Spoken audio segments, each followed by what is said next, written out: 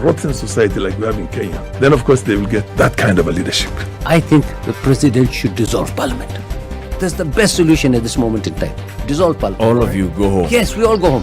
How are we encouraging other people who might have new and creative ideas? Young people who are making money without any government help. They are just buying their own bundles. They are going on TikTok and making money. KRA is coming after them. I've been in parliament for 15 years. We have been unable to pass the gender law. And yet no presidential candidate is talking about it now. Because we are fake.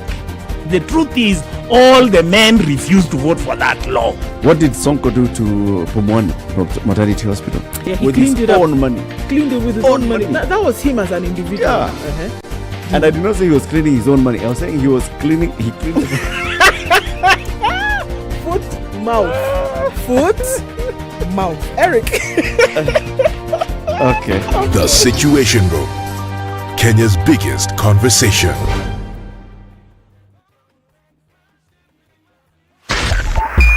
SpiceFM, Nyeri.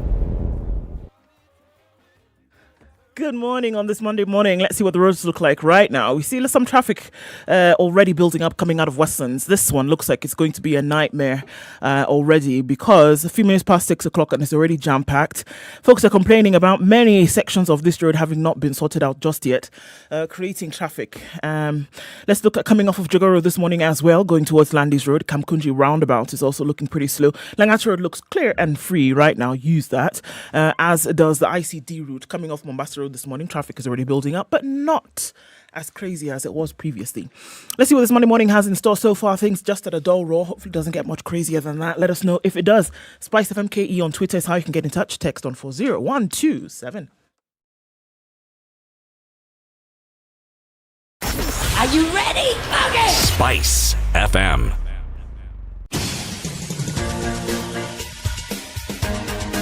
This is the Situation Room, the home of hard-hitting political commentary and penetrating insights about the state of the nation. This is a talk radio experience like no other. The Situation Room, a place for hard truths, debates, and elevated conversations. The Situation Room, witty, political, engaging, deep, controversial. In the room, we have C.T. Muga, researcher, academic, seasoned political observer, a fountain of wisdom in these politically uncertain times. Ndu Okoh, Nigerian by birth, Kenyan by choice, communications expert, Pan-Africanist, a truth seeker and believer in people power, and Eric Latiff, agent provocateur, the man in the chair, seasoned journalist, news hound, a man who believes in punching up, not down. This is the Situation Room, the only way to start your day. Yes, 8 minutes after 6. Good morning, and how are you doing? Kenya's biggest conversation begins now. It's a happy Monday, the 4th day of October, 2021. Hoping you had a lovely weekend, and we are glad that you were able to join us this morning. City Muga. Good morning. Good morning, sir. How are you? Very well, thank you. You had a lovely weekend? I did. Good. Ndu? Yes. Answer those questions. What was the first one? Good morning. Good morning. That was not a question, huh? How are you? I am fine, thank you. Had a lovely weekend? Yes. You yes. You yes. That weekend. Hey. Yeah. Yep. Yep. How are you? I'm very well. Super. Yes. It was a good Sunday yesterday in London, wasn't it? It was. For the women, at least. The Kenyan women runners. And, just looking at the depth of talent that we have in women marathon, it's impressive. It's impressive. Had you heard of Jocelyn Jepkosgei before? Heard of her? I don't know. I might have. Before yesterday. You hadn't? You know the thing that actually stands out. It's odd you should mention it, because I was thinking about it over the weekend. How it is that Kenya has dominated literally for decades. Middle distance running, long distance, and now marathon. And when I say dominated, it's literal that dominated. I said, when you look at the sprints, they have been dominated for a long time. The US, those islands near the US, Nigerians, okay? So it's as though every region has the area of speciality, okay? But focusing on Kenya, if you've ever been to where these athletes train, you will realize it does not come easy. Man, these people train. When I say these people train, lot of hard work. it is some serious back-breaking work. Okay. Now, against this backdrop, are other Kenyans whom we keep hearing of, otherwise referred to as the Wanjikos. Hard-working Kenyans who strive, struggle, back-breaking work just to make a living. Okay?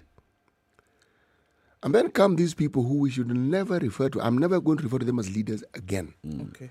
They are politicians who are given leadership position which they have failed to uphold.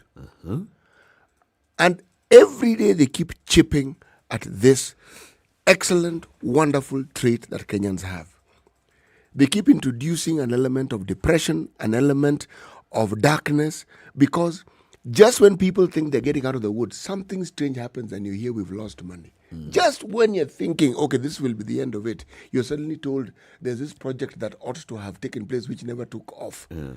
Just when you're beginning to wake up to this wonderful project of wind-powered solution, suddenly you are told that actually, there's some 18 billion shillings that was given for the person who was supposed to be in charge of the connectivity. The company went bankrupt. I mean, it's at every phase you're always hearing something that is so depressing. It is amazing. It's like living in two very separate countries. Yeah, it's the same Kenyan. They're lucky. Kenyan. And they have got to thank because we have things that we keep celebrating. Titi has even removed his glasses to talk this on today. It's not. He had a lovely weekend, you can tell. Yeah. Let's begin. We'll come back to that conversation throughout today. He even sucked his teeth. Wow. COVID.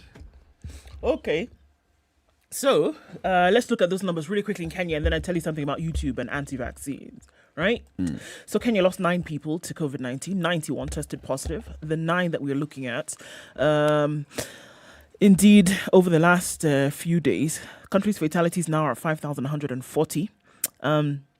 918 patients are currently admitted in various health facilities countrywide.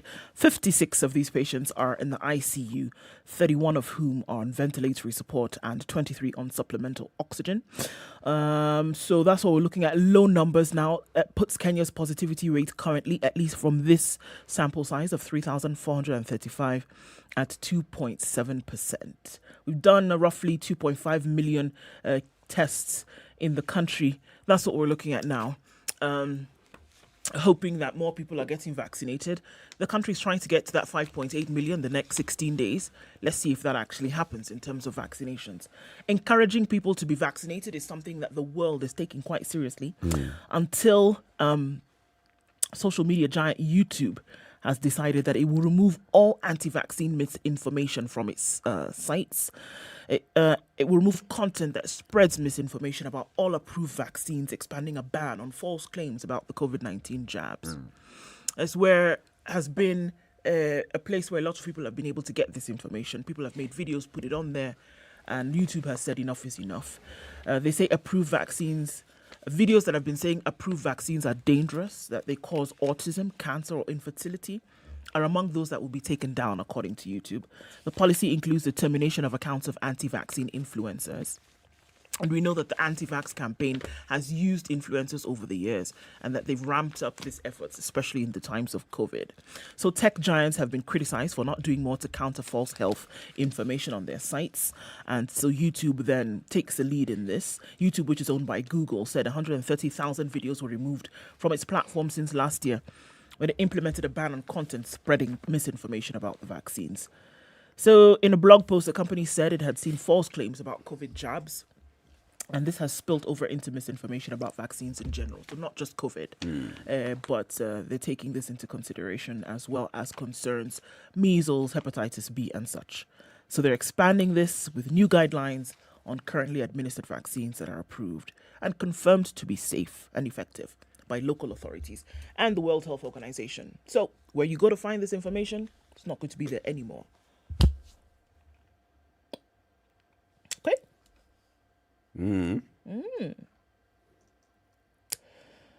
So Okay. Whereas it's a good thing, when I keep seeing this purges by these public publishing giants, I'm also worried. And I've said this before. You know, when you start now controlling what information people want to share and what information people ought to consume, then where do you draw the line? Well, they're taking the stance that it's dangerous information because they're saying, look, if all of these vaccines have been approved and given, the green lights rather, Yes. by confirmed institutions, then there should be no misinformation about this on them. You haven't proved it causes autism. You haven't proved it causes cancer. You haven't proved it causes anything else. Right. Don't put it on there until and unless you can prove it and it's accepted. Then fine. But in the meantime, don't do that. That's what they're saying, and we won't allow you to do it on this site. Right. Yeah, I'm still worried because you don't know where to draw the line. They start like, it goes like this. It's a political ideology that shifts. Then you're banned from a platform. Kind of information that you share, you're banned from a platform. Really? Let's take a break. It's 16 minutes after 6. Kenya's biggest conversation continues. We are live streaming on SpiceFM KE, YouTube, Facebook, and Twitter. And also on our website, www.spicefm.co.ke. Happy Monday. Let's take a look at the weather forecast for today in the country and around the world.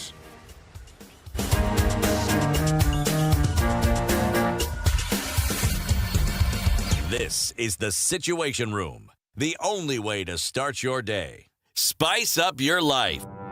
Have you seen them? Am I lying? Yes, it's a very nice outfit, I must say. Good Thank job. you. Asante sana. The compliment is well received. Good morning and thank you. Evan Wasingishi was asking me what channel is SpiceFM. 96.7. Tell them that, right? Yes, now they know. Thank you. It's a pleasure to be here. Pleasure to have What you. a beautiful studio, my friend. I've been to other radio stations, but I've never seen anything like this. Thank you, and it's very nice to be in a modern studio. Absolutely brilliant.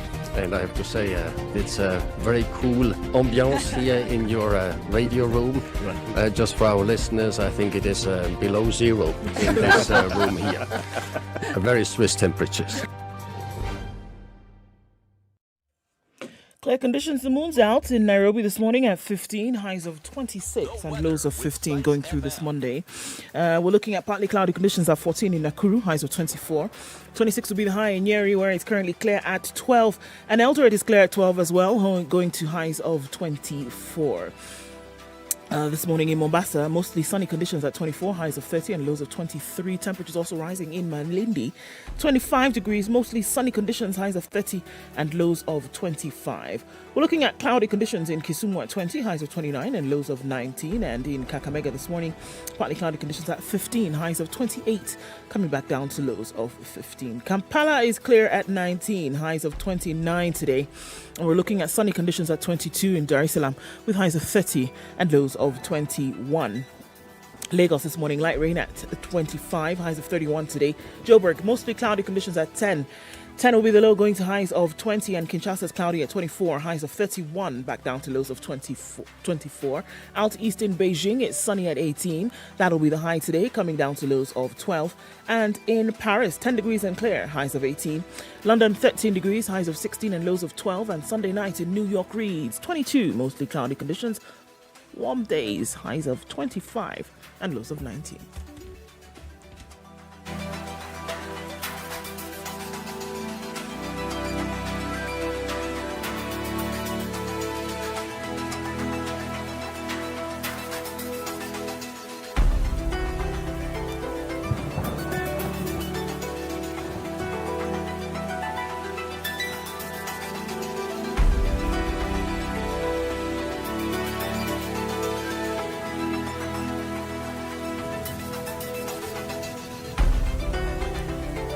Mature, intelligent talk every morning. Spice up yourself. 19 and a half minutes past 6. who's online. Okay, so good tidings on a Monday morning. Wezi Mahone Kapilima is tuned in from Zambia, and as is Daktari Yusuf Kenyeji. Hey, okay, giving us his number. Interesting. Nams Wailisha says, good morning, tuned in from Mugoga in Thika. Getting you loud and clear is where Kimi Lili is represented, Amos Freeman. And watching from Uganda, in Kampala specifically, that's Yaba Bagu. Hussein Yegon, good morning to you, man. He says Jocelyn Kosgei is his classmate. Happy Chapitilians and happy okay. The lady had talent, never won in East Africa or Central events, not even best national, but God's time is the best. Indeed. Kabisa. Hey, Hussein. Hey. Brag with her all the way. In fact, start posting a photo of you guys in class. That's the way to do it. Rwenzururu Nation is tuned in, I'm assuming, this morning from Uganda, but we will hear from you later. Dan Boro tuned in from Kitengela, and Charity Minor tuned in as well. Kijana Paulo says good morning, and Bishokoro Omokaya says good morning from Gitari. Joshua Nwambire says right on time. Indeed, right on time. We see you all. Good morning, and thanks for joining us. Yes, karibuni sana to Monday. CT. Yes. The stadium in Cameroon. You know, I actually got corrected when I was speaking to one Irongo, Amos. I took the erroneous view of telling him, reminding him to send me the Ki Abagusi proverb. And he wrote back and told me, Mr. CT, it is not Ki Abagusi, it is Ekegusi. Ekegusi. Ekegusi. Yes. Okay. Right. Yes, not Ki Abagusi. So that is my own concoction. It is erroneous. Okay. So now the proverb, all right, in Ekegusi, it's actually very. He even sent me a voice note so that I could. So you can hear. I can hear how it is pronounced. Right. Yes. I failed to master it, so I will do what I normally do. Butcher the language. And read it in the staccato form that I'm accustomed to. Totogia. Okay. Totogia mruma kieni. Togia ebikoro biae. Totogia mruma kieni. Togia ebikoro biae. Okay. Do not praise a young man for his handsomeness. Praise his deeds. Do not praise a young man for his handsomeness. Praise his deeds. Yes. When Mwalimu Amos calls, he will pronounce it in Ekegusi. What do you think I've just done? Totogia. Muruma kieni. Totogia muruma kieni. Totogia ebikoro biae. So we can just tell Totogia is praising. Totogia. Okay. Thank you very much. At least you've come through. You CT1, government 0. Next week. So far. I said this week, Monday. Yes. I said, no, I am not going to allow myself to be compared with this other entity. Today you said no? No. Good stuff. Let's look at the papers then. It's all politics. You want to start with just the best of the best from London? Some good news. Some good news from London. Man. All right, so let's look at that. It's covered on page 40 today. Kenya's Chepkosgei rules London Marathon as Kipchumba finishes second once again. Traditional rivalry between the Kenyan and Ethiopian long-distance runners plays out here. It was a really good race to watch. Olympic silver medalist Bridget Kosgei fails to retain her title after finishing fourth. After a superb 2019 former World Half Marathon record holder Jocelyn Chepkosgei entered the world's top 10 fastest women marathoners following her stunning win at the London Marathon yesterday. She did not only rule the scenic streets of London after beating a stellar field comprising world record holder and Olympic silver medalist Bridget Kosgei, but she became the 7th fastest woman marathoner on earth. Wow. Yesterday, after missing in action in major global races last year, Jepkosgei cruised to a convincing 2 hours, 17 minutes and 43 seconds win at the English capital as the London Marathon returned to its traditional course, which saw thousands of exhilarated athletics enthusiasts lining up to cheer world beaters. Last year, the race was won in a loop without fans, so this is obviously because of COVID. This is different now this year. She broke the half marathon world record in Valencia in 2017, transited to the full marathon in 2019, chalking up a historic win at the New York City 42 kilometers, a few months after winning the 21 km in the same city. Yesterday in London, she extended the 2019 stellar performance, outclassing a strong field of Ethiopian women led by Degitu Azimero and Ashte Bekere, who finished second and third in 2:17 and 2:18, respectively. She was the only Kenyan on the podium. She trains in E10, and she helped her compatriots retain the title. Oh. It was a good job done. Yep. Very well done, and congratulations to them. Absolutely. Congratulations. A very, very good thing. You know, when you just see some good news, you say, yes. Despite everything else, mbele iko sawa. Now, there's a story on page 8 of The Nation this morning. And this emerged yesterday from events that took place in Mombasa. Mystery as lovers plunged to death. The two jumped from their 5th floor apartment in Muthui. Man and his lover basically fell down. I'm not using the word jumped. Listen to what the DCI said yesterday. 2 lovers committed suicide early this morning after jumping from the 5th floor of an apartment in Mtwapa's luxury area, Kilifi County. In an incident that left residents of Big Sal apartments in dismay, the 2, whose bodies had multiple fractures, leapt from the bedroom's balcony at 3 a.m. According to the apartment's guard, he heard a loud bang in the backyard, followed by the deafening noise of a car alarm that immediately went off. The guard went round to check what was happening, only to be confronted by the sight of a man's naked body lying on the ground. As he pondered his next move, a second body, this time belonging to a woman, landed on his feet with a thud. Shocked at the sight of falling human beings. Is it raining? Hold on. Okay. Now I've started, I won't stop. Shocked at the sight of falling human beings, the guard immediately took flight, engulfed in fear, towards Mtwapa police station. On arrival, the bewildered guard told detectives that there were falling ghosts at his place of work. He did not.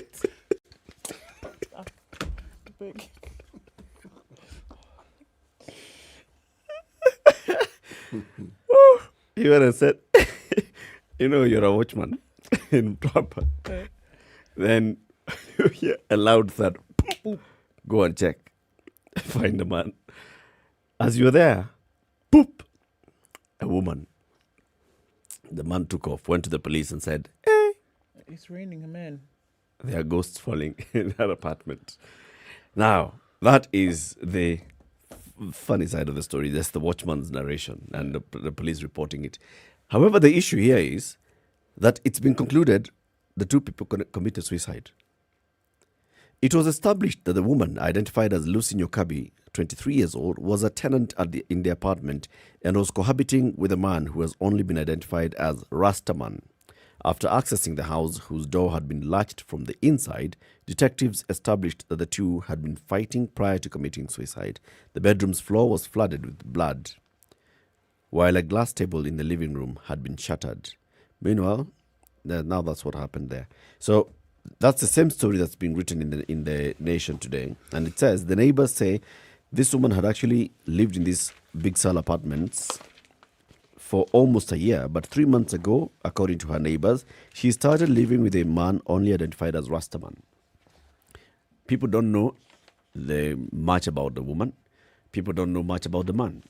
Neighbors say she used to leave the house early in the morning and come late in the evening. They never really interacted with these 2, the couple. They don't know exactly what led to the issues. They say, we first heard a thud and a woman crying for help. She was terrified, urging neighbors to help her break the door. Before long, the woman shouted, saying she was following her man.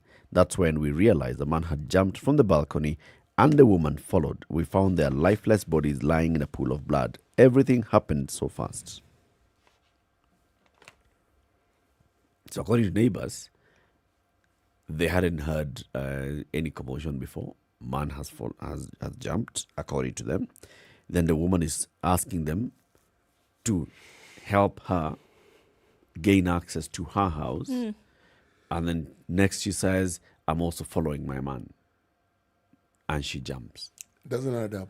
It doesn't add up at all. The police say the guard, according to the watchman, the man was naked when he fell from the third floor. And the bedroom floor was flooded with blood.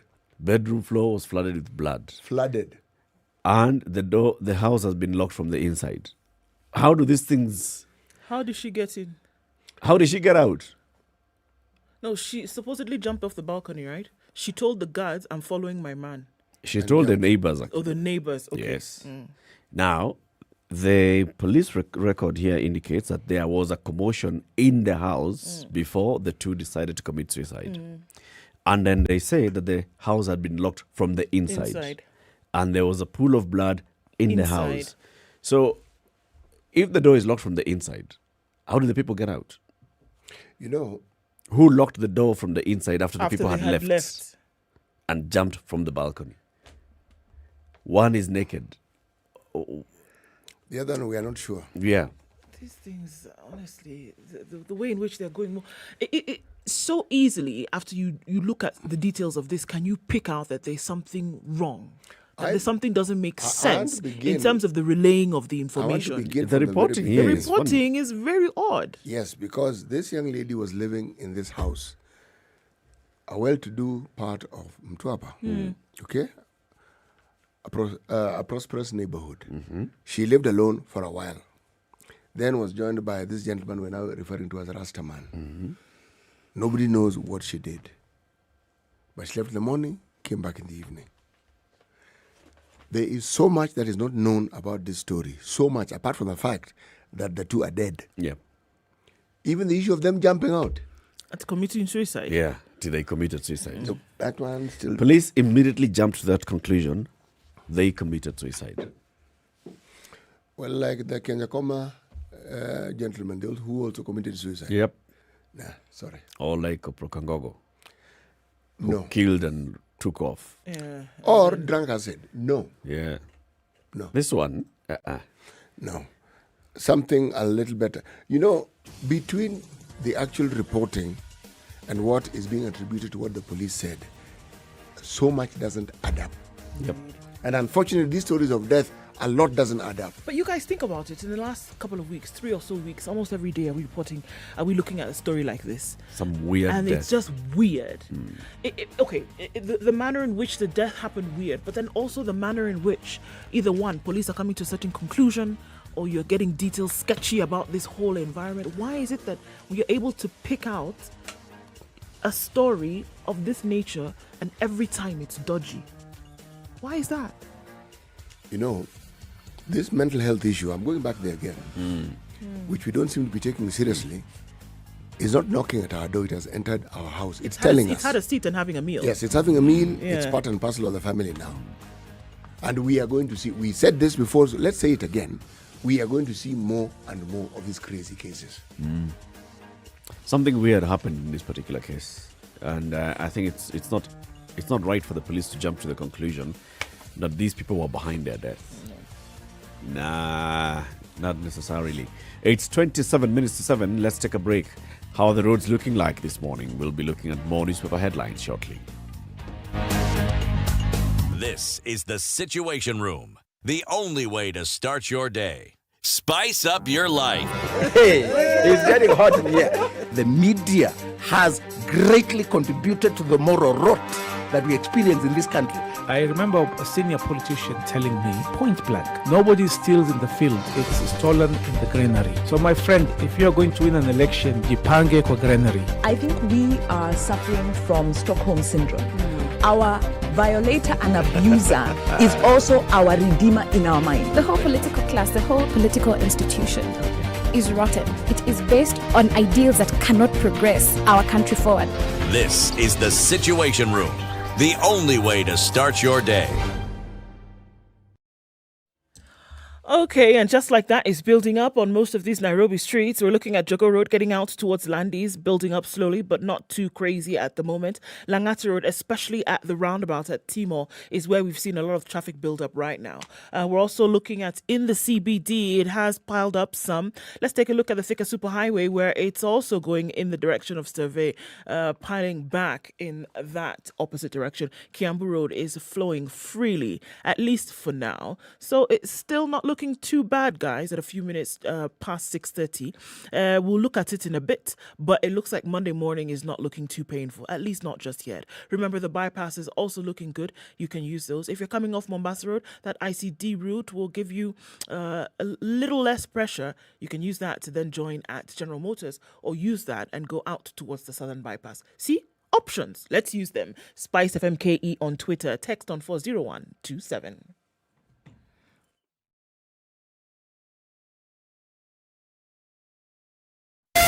Spice FM, Malindi.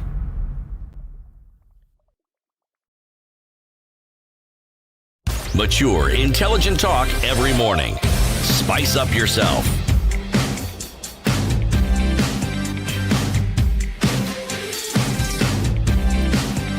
Mornings. All right, just a second to that. At 7 o'clock, 94.4. Forensic medical expert who is actually the forensics officer at the Kenya Police Service. She'll explain to us how we preserve evidence in such cases and what needs to happen.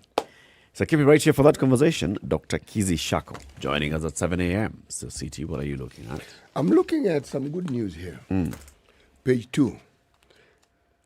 KRA says refunding minimum tax cash a major challenge. Remember, there was a court case which went against the KRA initiative to collect minimum tax, which essentially is the gross turnover tax, meaning whatever you turn over, forget whether you make money, don't make money, your problem, but they're going to tax it. Remember that one? Yes. Court said, sorry, you are not going to be collecting that money. Now, the Treasury Cabinet Secretary is quoted as saying that decision has already caused a 22 billion shilling deficit in their budget. Okay?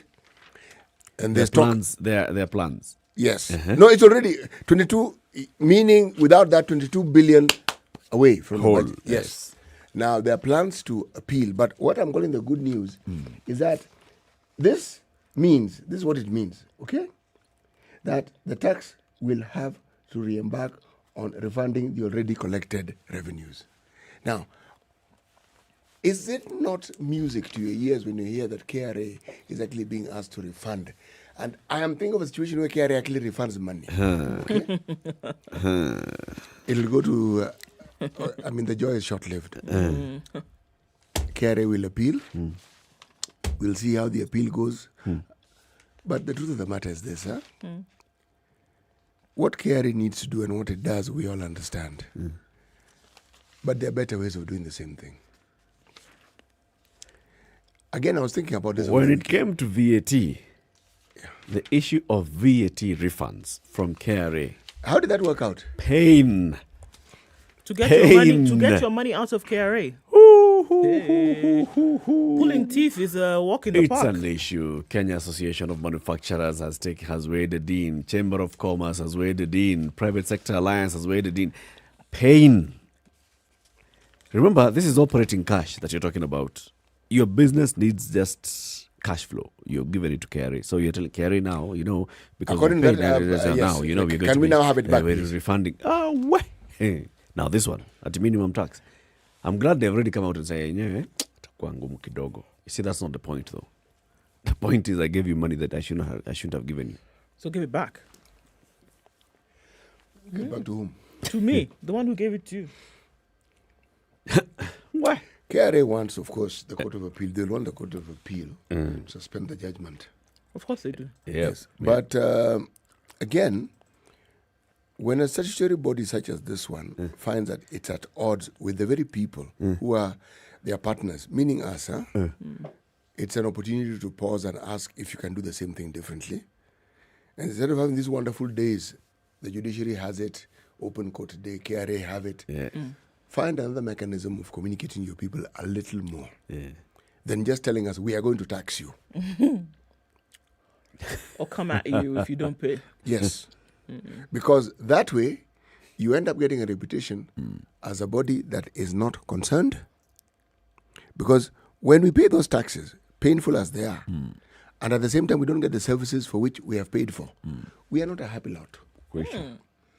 So now you're displaying those same tendencies because you're being asked to give that money back. And if you ask me, KRA is just playing sour grapes. You don't have to like it. You don't have to want to do it. They don't have money.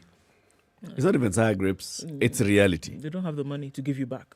The government does not even have enough, has not raised enough money to finance it. But now, where is it going to get money to Change give the back? budget. It's not complicated. Change the Augment budget. There are people who have done work for government under contract. They have not been paid. Yes, they haven't been paid. Change the budget. Some things you budgeted for absolutely not necessary at this point. Yeah. Even this road that we're building. Do what? Which one? This expressway? Yes. If it comes to it, Stop it. They're not going to finish anyway in 2022. We're not it's financing not us who are financing Yeah, it. exactly. That's the point. Okay? So it doesn't really matter. We're not financing it. KRA. Teeth pulling exercise. Oh, yes. Telling you. Something else before you take a break? In the counties, yes, the mosquito bug now threatens to steal flavor from tea farmers. It's a big deal, this one. Tea farmers in Cap Catet are grappling with, now wait for it, Helopeltis. It's a mosquito bug that has attacked their cash crops. Tea Research Institute report has indicated that the affected farmers have serious leaf spots on clone series. This is now the series of the tea leaves. The TRA director, Samson Kamunya, said the affected shoots or leaves were stunted and distorted. And also, this mosquito bug is a group that include the pests of various crops, including cocoa, cashews, cotton, and tea. So they affect these particular crops, right? He said the tea mosquito bug and the red spider mite were the most dreaded pests in plantation crops, and they've hit farms in Cap Catet. Particularly, these are the most damaging pests of tea. If the population of those pests is not controlled, they can cause a total loss, not partial, total loss of tea. He added that the species were associated with moist climates and found where the equatorial forest had been cleared and crops planted. It's very sensitive to plant health, especially those planted in waterlogged soils. It's a big problem in Kericho, Bomet, and Kisii. The life cycle of this insect, starting from egg to adult, is that of complete metamorphosis and takes 5 to 11 weeks depending on the season. So they're looking at a time where crops have begun to become infested, and you're looking at total crop loss if something is not done at the stage of egging. On average, a female will lay 50 to 60 eggs, but may lay as many as 100. And if they mature, you will then see what is called the total loss of the crop. What? Okay. But the Tea Research Institute is on top of this. They hope to be on top of Hopefully. it, but they need support from who? Tea Research Institute is a government. Yes, So they need support need from government. From their dad. On top, who you've just said Oh, You the see? one that doesn't have money. So this is basically asking for donor support. In other words. In many Kizungus. I have another story, but before I go there, there's two other stories from the police. Okay? Right. This same one, on the one that has mystery of lovers plunging to death in Mtwapa on page 8. There's a meanwhile to it in the Nation. Meanwhile, police in Mtwapa yesterday disarmed a licensed firearm holder after he attempted to shoot a man he is suspected of having an affair with his wife. The man's license was also retained.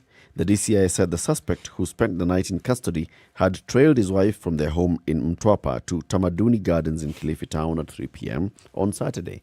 There, the police say, he busted the wife with a 29-year-old man in his car. He immediately reached for his Saska pistol and discharged one round in the air to scare and get hold of the young man, who jumped out of the car and fled for dear life. Now, this is where the DCI storyteller comes in. The suspect tried to stop the fleeing man, who sprinted faster than a cheetah, in vain. That suspect later presented himself to the police. Okay, sorry.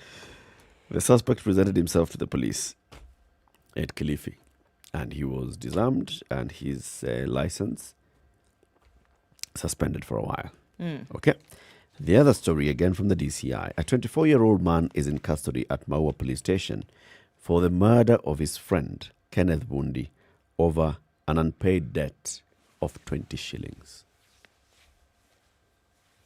The suspect, Fred Mugambi, alongside an accomplice identified as Murangeri Maore, who fled the scene immediately after the incident, is alleged to have assaulted the deceased last night, and that's on Saturday night, at Kambo Market in Igembe, Meru County, leaving him with serious injuries that led to his death. According to witnesses, the two had confronted the deceased over 20 shillings advanced to him earlier to buy a glass local brew. But when he could not pay back, the deceased they descended on him with blows and kicks, leaving him unconscious. He was rushed to the Nyamende Level 4 hospital by well-wishers and was pronounced dead on arrival. 20 bob led to a man's death. Unbelievable. 20 shillings. 20. And if indeed it's then proven that it's murder, then you can imagine how long this guy will be in for. Manslaughter. Man. It's 6:45, Kenya's biggest conversation. This is the Situation Room on SpiceFM and also online, SpiceFM KE, YouTube, Facebook, and Twitter. Good morning.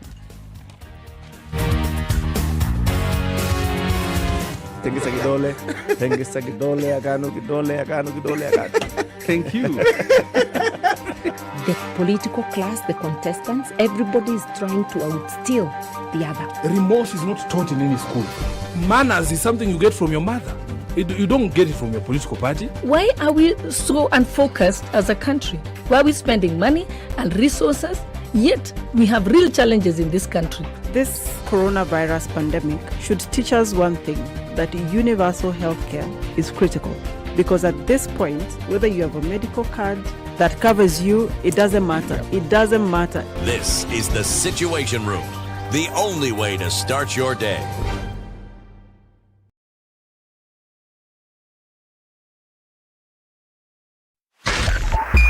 .5 Spice FM, Kisumu.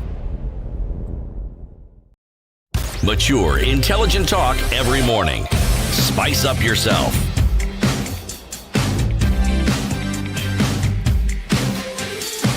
Okay, it's 13-7, CT.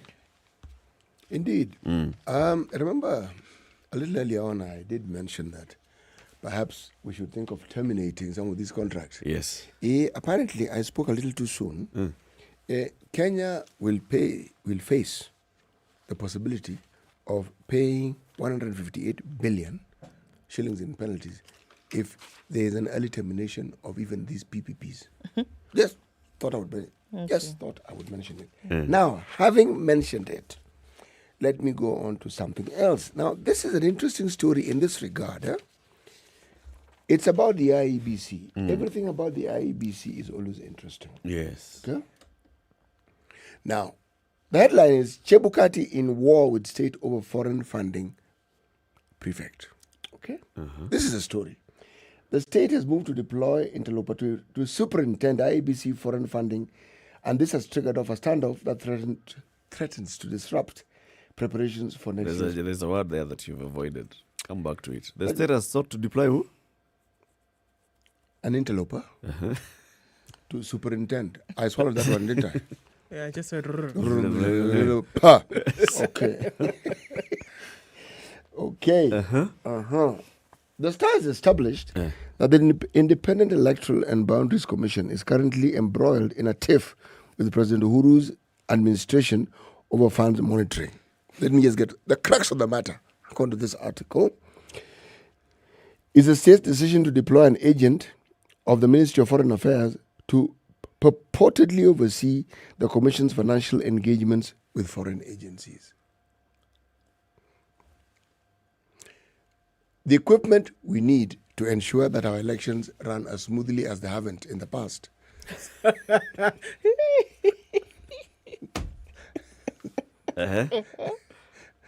All come from foreign countries. Okay, and many of these foreign countries, we also have a foreign service who's headed by an ambassador. Okay, now the government is saying, you know something, we understand, It's good, but we are not just going to let you guys decide. 'Cause, you know, there's a procurement issue that we're discussing here. To go ahead and just procure these things as you normally do. We're going to ask somebody from the Ministry of Foreign Affairs to oversee these things, hence the term prefect. And according to this article, the IEBC is not happy with it at all. It's like their whole processes are being interfered with. Okay? We reiterate the Commission's independence in the performance of its functions, which shall not be subject to the control of any authority as envisioned in the Constitution. This is according to one Mr. Chebukati. What I found interesting, and why I'm calling it interesting, is the government wants to superintend one of its functions through its Ministry of Foreign Affairs. How is that interference? Checking over itself. And how's that interference, number one? IEBC is independent. Okay. Yeah. All right. The moment you start saying now the executive and a branch and an arm of the executive is coming to start doing what this and the other, is basically saying that IEBC is reporting. Okay, let me help CT ask the question. Let me help CT ask the question differently. Okay, fine. IEBC independent, n'est-ce pas? Very independent. Tick. All right. Previously, who was procuring this equipment on its own? IEBC. IEBC. Okay. Now we're asking, IEBC is being told you can procure. You can procure. However, it will be done under the watch of somebody. These guys are going to be overseeing it. And this person is from? Minister of Foreign Affairs. Now, question is, what kind of guarantee do you have that the process will be even better than it was before?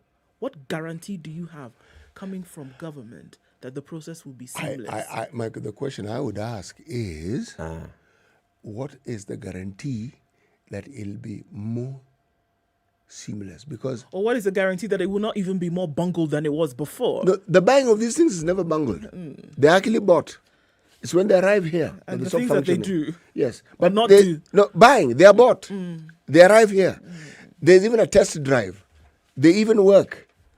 Like this equipment, the biometric equipment that we were supposed to use, which suddenly hang on the day of the election. That sort of thing. A trial is put in place. They work. After they've worked, then they don't work. You see? Now, how the superintendents is going to oversee and ensure this doesn't happen, I don't know.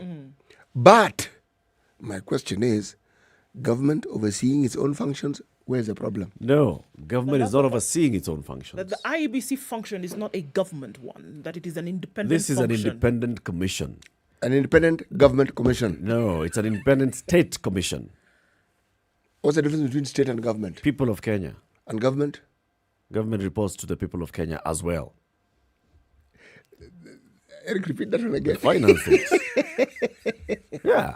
IEBC does not report to the government. It reports to the people. Yes. IEBC doesn't report to? The government. All right.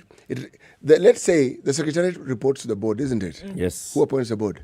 The board is appointed through a separate independent process. And it's clearly set out in law. Yes. By who? State or government? What? This board appointment processes. Who's in charge? State or government? It's an independent institution that's in charge of it. Okay, I've got it. It's board I'm talking about. The independent... The board is what I'm talking about. Yes. Who appoints the board is an independent institution that has representatives, and we talked about it before. LSK, religious organizations, political parties, they come together to ensure that there is no state interference, there's no government interference, right? So that task force recommends a name to the president. The president's only job is to forward those to Parliament. Parliament vets.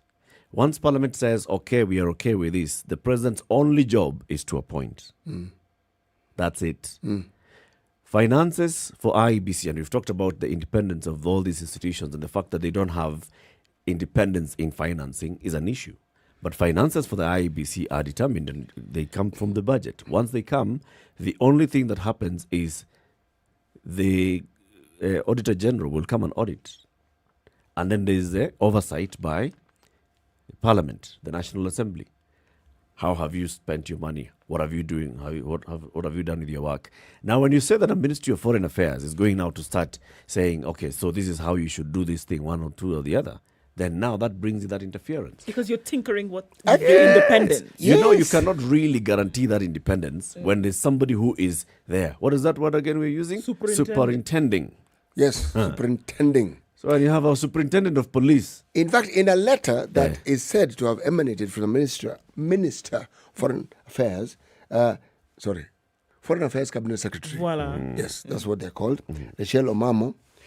This is part of what the letter states. The state shall bear the sole prerogative to coordinate election-related needs and resource gaps that may call for partnership. So what you're telling me, Eric, is you're reading this as interference in the independence of the IEBC. You know, if you want to talk about, those... So previously, for example, there are all these things that happen government to government, or Kenya government has entered into some agreement with a certain government for the support of our electoral processes. And that's how these procurements are done, government to government. It was a big issue in the last election. Massive. How did we procure this? Oh, it was government to government. Okay, so that means that government, the people who are the political leadership of the time, had a say in the procurement. Big issues here. We're just getting back into that cycle. And the cycle is usually on the people who are fighting are who is benefiting from the procurement. Equipment comes here, somebody sabotages it. Who is benefiting from that so that they can raise hue and cry? You know how we say that the corruption is budgeted? Saying, You know how you say corruption is budgeted? And what it just looks from the onset as a plan to be able to set things in motion so that there are other players guaranteed to benefit from the very beginning.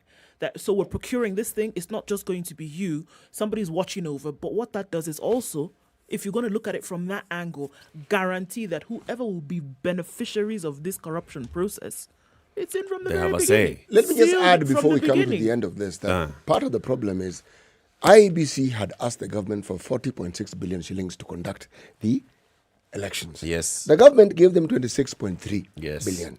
So there's a gap of 14.6. Now, unless the government is going to come up with this 14.6, IEBC feel they have every right, because they're independent, to seek for foreign aid. To seek foreign aid. Yes. And in fact, that whole story is also in the Standard today, page 6, budget. Electoral agency must be more than just a money train, which is also asking the same. Why is it costing us 40 billion shillings to run an election? This is 80% more than is being put into our national COVID-19 economic recovery. Yes. 80% more. And we're talking about an election. Well, there are 6 elections, yes, but we're talking about... Yeah, but even if there are 20... There are 1,088... Are they 1,000? There are 3,000 something elections. I've written it down somewhere. There are all those many elections around the country on the same day. Why 40 billion? But why 40 billion shillings? And it all comes down to who benefits from this whole thing. Who is pulling the strings and making the money? This 40 billion shillings does not go anywhere else. It goes to people's pockets. Who is this? Who gets this 40 billion shillings for what? You provided lamps, or you provided some ICT services, or you provided some new equipment. You provided this. We bought new black books. We had to buy new black books. Or the black books where your names are written. We have to pay. And we also have a biometric next to it. Yeah, it's very, very expensive. 40 billion expensive. And it tells you that there's serious interference, and that's why I keep talking about the independence of the IEBC. If IEBC was indeed independent and it was being, what is that word again? Superintended. It was being superintended nicely by the Auditor General and by Parliament, the budget for IEBC would be much less. Because there'd be proper scrutiny. What do you need to spend? Why? Justify it. And then the IEBC themselves will be looking at what do we need to actually get done. Do we need to buy new equipment? Do we actually need to buy new equipment for this thing every year? Voter registration starts today. We are using that equipment that we used the last time. That's what I'm asking. So why are we buying new equipment and we already bought equipment? Tada is 3-year license. 3-year license? The license expired. I don't know. So you renewed the license for 40 billion? No, that company went under, so you have to buy a new one. Okay. We really are in the habit of... Because you can't update that one. No. The company went down. Eric has raised an important point which you can look at later. But some of these companies that tend to just sort of like go bankrupt, we really like getting into business with them. Yes. then we get into business with another one to replace it, and then that one also goes bankrupt. Lovely stuff. This is Kenya. Yep, wherever you're tuned in, this is how this country is run. And we're here, not as spectators, but we've got to be active citizens. Kenya's biggest conversation.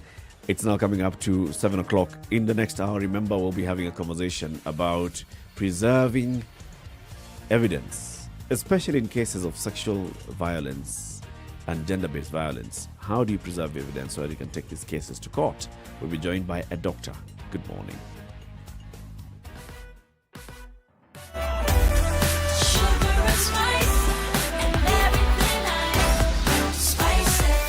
Spice up your life.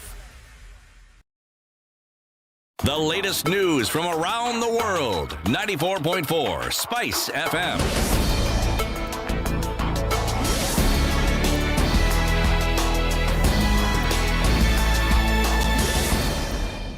Registration exercise across the country is expected to officially begin today. According to IEBC Chairman Wafula Chebukati, the exercise kicks off today and will continue for the next 30 days across various polling stations and at IEBC offices. The Commission targets to register between 6 to 7 million Kenyans. The Commission then is set to commence enhanced continuous voter registration from the 4th of October, that's to the 2nd of November this year. Currently, the number of Kenyans with identity cards is 19,687,885. The exercise will also target Kenyans in the diaspora living in the United Kingdom, Canada, United Arab Emirates and Qatar. We might see fuel prices go down if Interior CS Fred Matiang'i's statement is anything to go by. The CS said that he will be attending a special meeting this week aimed at addressing fuel and energy prices. According to Matiang'i, stakeholders will discuss the industry's challenges as well as recommendations from a panel appointed by President Uhuru Kenyatta to look into ways power prices can be reduced for Kenyans. Wiki hii kufuatia yale mabadiliko yalifanywa na Mheshimiwa Rais last week, we will start an aggressive program of addressing some of these challenges in the energy sector. Na nina hakika the price of fuel will not only come down, but even the bills we are paying for electricity, we are going to work hard to ensure that they come down also.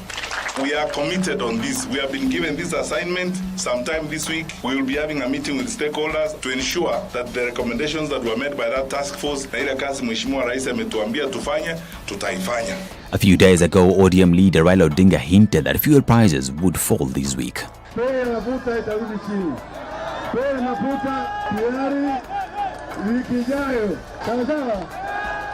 Last week, President Uhuru Kenyatta made changes to the cabinet as former Energy CS Charles Keter was transferred to the Devolution Ministry and replaced by former Defense CS Monica Juma. A family in Kabati village, Kibirigo, Mugirango West in Nyamira County has reported that their son who was born at Nyamira General Hospital was stolen yesterday. According to the father of the child, Vincent Bikundo, his pregnant wife was admitted to Nyamira General Hospital to give birth to a boy according to preliminary test, but after giving birth, the health workers at the hospital did not show his wife the baby as they took him to a different room. Bibi yangu hakuiona mtoto huyo mwenye alizaa. Wakati alizaa hivi walibeba mtoto wakaenda naye. Hawakuwahi muonyesha mtoto, wamwambie ni mtoto wa aina gani. Sasa scanning ilikuwa inatuambia ni mtoto kijana. Nilipopewa habari wa permit tukafika kule penye mtoto amewekwa, amesiliwa. Cha maajabu kushtuka, ile sili ambayo imesili mtoto ilikuwa sili ambayo imeandikwa jina la mama tofauti. Bibi yangu anaitwa Naomi Kemuto na sili yenye imewekwa kwa mtoto imeandikwa baby Loserin Kwamboka. Sasa hapo nikaleta shida, nikasema hii mwili si yangu. Kuna mahali mnanichezea. Wakafungua ule mwili, tukapata mwili ni mtoto msichana. Bikundo has now called on the DCI to conduct an investigation to ensure justice is served. So nikawauliza msichana ametoka wapi, amekufa, amesiliwa, na mimi scanning ilikuwa inasema niko na mtoto kijana. Itachi langu ni kwamba mimi nataka haki. Nataka nijue kweli mtoto ambaye naambiwa amekufa ni wangu. The country recorded 91 new infections from a sample size of 3,435 COVID-19 infections. In a statement, the health ministry said that the new infections with a positivity rate of 2.7% pushed the total of confirmed positive cases to 250,114. From the cases, 88 are Kenyans, 3 are foreigners, 50 males, while 41 are females. These as we continue to urge you to continue observing the COVID-19 protocols, avail yourself of vaccination so that together we can win this fight against COVID-19 and equally see the country open up and economy revived. Will the reconciliation proposal by Catholic bishops aimed at bridging the gap between Deputy President William Ruto and President Uhuru Kenyatta see the light of day? Well, the Catholic bishops have stated that there has been no communication from the two leaders over the same, casting a dark cloud on the possibility of the two seeing eye to eye. This as Deputy President William Ruto revealed a letter he claims he had sent to the bishops downplaying the allegations that he has not shown any interest in the reconciliation process. Last month, Ruto stated that he was ready for the exercise with his boss. Niko tayari. Hawa maaskofu wamesema wanataka kuniweka pamoja na rais. Mimi niko asubuhi na mapema bila condition. Kwa sababu mimi namheshimu rais. Yeye ni mdosi wangu. Kuna watu tu wakora wamekuja hapo wakaweka fitina mingi mpaka wakasemekana huyu deputy president uweke kando, sijui nini, lakini mimi niko ready. The sports and defending champion Sahib Omar celebrated his 35th birthday with victory in the KCB Nanyuki Autocross 7, which culminated at the Bashan View racetrack. Omar had his campaign effectively sealed when his closest race adversary Eric Bengi failed to match his heat time. Nanyuki's victory went down as Sahib's third of the season after his previous two at Jamhuri Park racetrack in Nairobi. This is Newswire. I'm Dennis Aseto.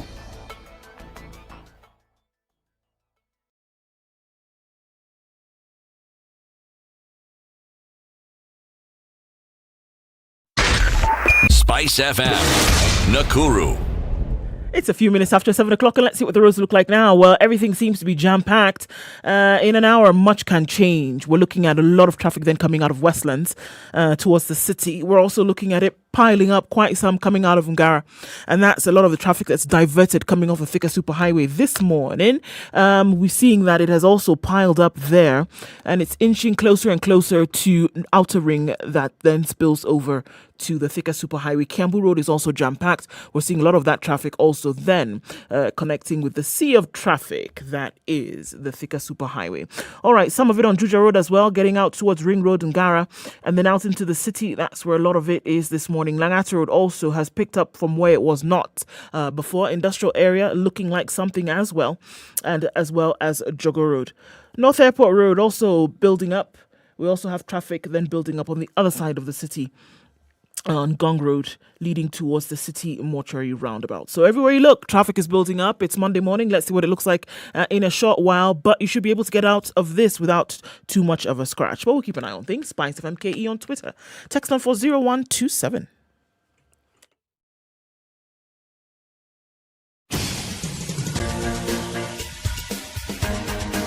This is the Situation Room, the home of hard-hitting political commentary and penetrating insights about the state of the nation. This is a talk radio experience like no other. The Situation Room, a place for hard truths, debates, and elevated conversations. The Situation Room, witty, political, engaging, deep, controversial. In the room, we have C.T. Muga, researcher, academic, seasoned political observer, a fountain of wisdom in these politically uncertain times. Ndu Okoh, Nigerian by birth, Kenyan by choice, communications expert, Pan-Africanist, a truth seeker and believer in people power, and Eric Latiff, agent provocateur, the man in the chair, seasoned journalist, news hound, a man who believes in punching up, not down.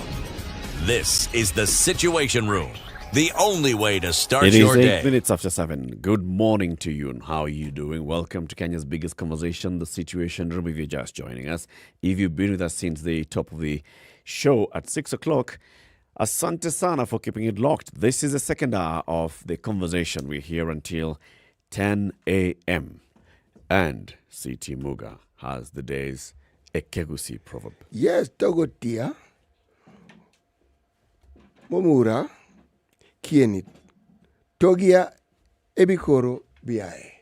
Say that again. Togotia. Momura. Kieni. Togia ebikoro biae.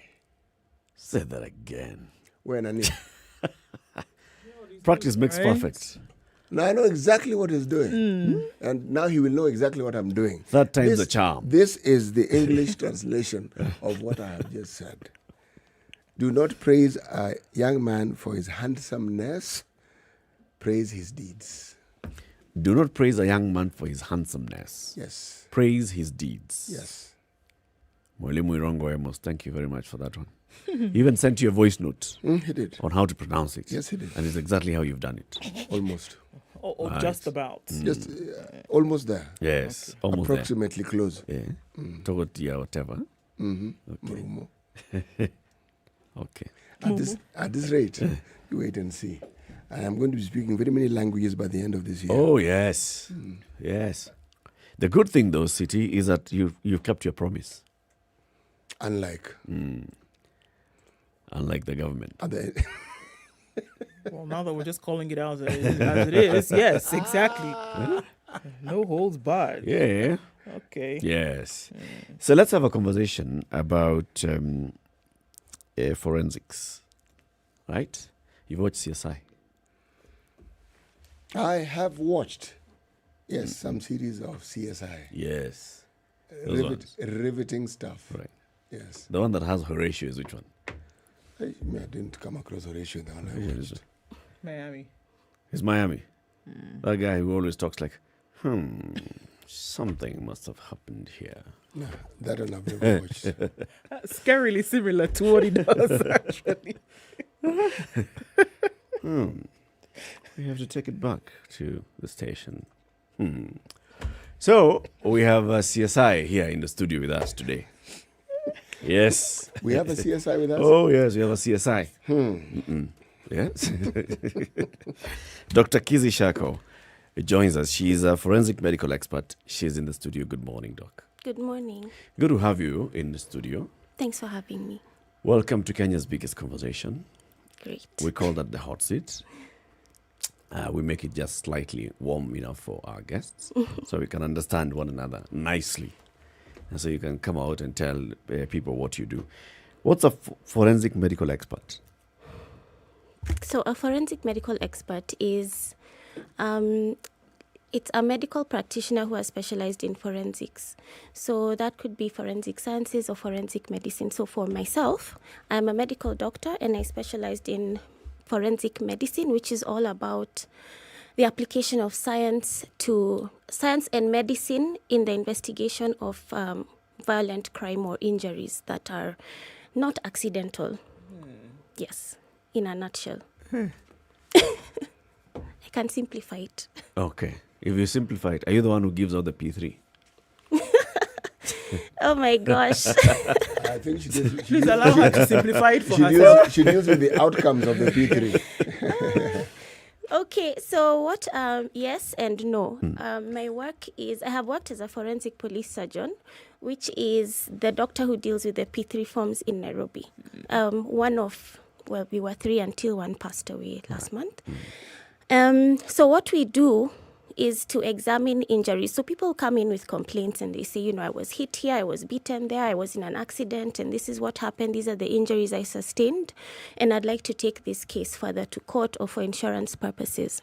So what we do is examine the injuries and look at the injuries and decide, what is this injury telling me? What can I learn about it? Was it caused by a blunt object or a sharp object? Could it be accidental or inflicted? Things like that. And then we document our findings on a P3 form or a Kenya Police Medical Report form. And then at some point in the future, you'll be summoned to court to give that evidence in court as an exhibit. And are these, it may sound like a silly question, but are these on living human beings? Yes. Or only, or on posthumous as well? The P3 specifically relates to the living injured. Right. So I am a clinical forensic medical specialist, which means I deal mainly with the living injured persons. Okay. Yes. And you say that there are only a few of you, now 2 in the country. Why is that, do you think? There are 2 police surgeons right now, but 1 clinical forensic medical specialist. And this is because from the history that I gathered, historically, Nairobi did not have a district hospital.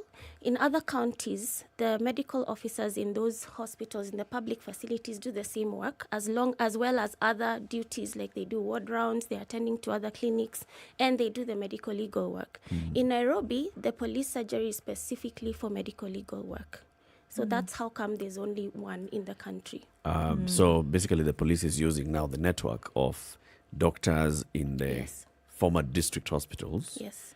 Previously, that's what was happening. Mm. Now, with the onset of devolution, did now the police surgeons start dealing with countrywide? Are you like, would you be the ones in Nairobi who are coordinating with all the other county That doctors? would be really nice, but no. No, it's police work is not really devolved. I wouldn't say that. It's still a national function. Function. That's the word. So there's just that one police surgery, and then now in the districts, in the counties, the medical officers do the work within wherever they are, whichever facility they are in. So it's not yet devolved, and I hope it would be soon because otherwise there are many people who need the service. Okay. Explain that. What do you mean? I believe, when you're dealing with the living injured, you're dealing with what we call gender-based violence cases. It's, the bulk of it is violence against women, children, most of it. And then you have the assault cases where people were fighting in a bar, And then you have your motor vehicle collisions. All these require specialist skills to properly analyze, document, and package it in a way that it presents proper evidence in court. So I'm looking forward to the day that we'll have a real structure for the clinical forensic medical service provision that will be disseminated across all the parts of the country. Sure. In terms of numbers, before we even get into the details of some of this stuff, how heavy is the caseload that you have? Are we seeing a lot of cases that then require your attention on a daily, on a weekly, on a monthly kind of thing? How heavy is the workload? It's in Nairobi because I can only talk for Nairobi. It's quite concerning actually. So over the last 10 years that I've been working in this field, I remember my first day, I think I saw 100 patients. Sorry, what? 100 patients. 100. On your first day? On my first day. And this reduced over time. But then the cases of the serious cases like violence against children, which is usually what we see is sexual violence. So there's lots of defilement cases, was just steadily going up. And by 2018, there were about 10 cases a day. And that's Nairobi alone. And that's the number that has made it to that level because we have a very fragmented system. So many people will tend to kind of just give up. So that's the number that I was seeing. And then, of course, with COVID, everything has gone up, but I don't have numbers for that. So right now, you're probably seeing about 50, 60 a day. But 50, not sexual 60. violence, just non-sexual violence cases. In Nairobi? At the police surgery, yes. Where is the police surgery situated? Nairobi area. It's along Ngong Road, Old Nairobi area. Old traffic headquarters. Okay. Yes. Opposite the junction that goes from off Ngong Road towards where there's Kenyatta Nairobi. National Hospital, Nairobi Hospital, and if you keep going down, you go to Community. There's like a junction there. It's there. Okay. You talked about severe or violent cases that you would see about 10 a day. What constitutes this? The 10 cases, that was in 2018, was the defilement, the sexual offense cases. Okay, what I would call special cases. So sexual offenses mainly. And then there'd be the suspects as well that you're examining, and sometimes murder suspects, and sometimes child physical assault cases as well. So that would make the number. But the bulk was defilement cases within Nairobi County. In an ideal situation, you say there is this surgery. What should you have in terms of appropriate facilitation for this work that you do to actually be done to the standards that is actually required? My dream, that would be. Dream is good. I like to dream. Would be an assault management center because, there's all this hype about, not really hype, but there's a lot of conversation about sexual violence and the response to it, and you have one-stop centers. But I find we don't really have a one-stop center yet in Kenya. So, and the people there are people who need these services beyond sexual violence cases. So even the physical child abuse cases, the gender-based violence in terms of intimate partner violence, they all need the specialist, kind of the attention to detail required needs to be one that has come from training over time. And so what I would like to see is an assault management center to attend to all these different groups of people who need the skill set. And for that would have your forensic specialist, your psychologist, your police officers involved as well, a room for your prosecution to give, kind of guidance, so you have prosecution-led investigations. And all that would have to be housed under a semi-autonomous government agency that is tasked strictly to deal with these kinds of cases, the living injured persons. Because right now what we are seeing is very many people want to deal with it, which is great. That's a very good thing. But everyone is kind of doing their own thing. So there's no standardization. And then we don't have, I find that we need a few more experts involved to ensure that all areas are covered. But now you'll have situations where maybe you have 2 sectors involved and not the remaining 2 who are equally crucial to the process. So we need a proper coordination mechanism that will standardize procedures, documentation, training. We have a lot of scattered training all over the place. So you have different people with different skill sets. And this plays out in court because I'll be asked questions like, Daktari, how come you found no injuries yet this other person found no hymen? And I'm like, I don't know. We have different levels of training. I don't know what they saw. So that's kind of the discrepancy that happens in court, which is where everything plays out. When police officers get injured, do they come to this facility or do they go to these ordinary hospitals? Or even if they just want normal health care processes? We don't do normal health care. They do both. If there's an injury, we can see them. But they can also be seen elsewhere. It's not limited or restricted. So yours is for investigation purposes. It's basically when there's bodily harm or injury to the body. To assess whether there's been bodily harm or grievous harm or maim, or to assess the mental status of a person who's been accused of committing a crime. That's where we come in. We are like investigators for the police, because police cannot touch patients or people. They have to get a medical person who is legally allowed to do that evidence collection from a person's body. Is it possible, again, we're in dreamland here, for units such as the one you have to be attached to some of the big national hospitals? Yes, and some of them have what they call GBVRC centers, gender-based violence recovery centers. But again, that specifically deals with rape or sexual violence and not everything else. It leaves out the child abuse, the intimate partner violence, and maybe, occupational hazards. All these other kinds of injuries are not counted there. I want you to differentiate for us, if you may, gender-based violence, intimate partner violence. How do you differentiate the two? So gender-based violence is violence against a person based on their gender. And that's usually, unfortunately, 90% of the time, those are females. Who are the recipients of the violence? The recipients of the violence. So it's also called violence against women and children. Then intimate partner violence is violence between intimate partners. So if you've been in a relationship that's intimate, currently or in the past, those are intimate partners. Does that clear it? And none of this violence is we're not only talking about sexual violence, we're talking about violence in general. Violence in general, not only sexual including violence. Emotional violence? Yes, it does include emotional violence. It's just you can't really document that. Sometimes it can be tricky. So just take us through a typical day, one of these days when you're handling some of these cases. So let's just start with a case where we have child defilement or violence against children. What's the process that it goes through by the time they get to you?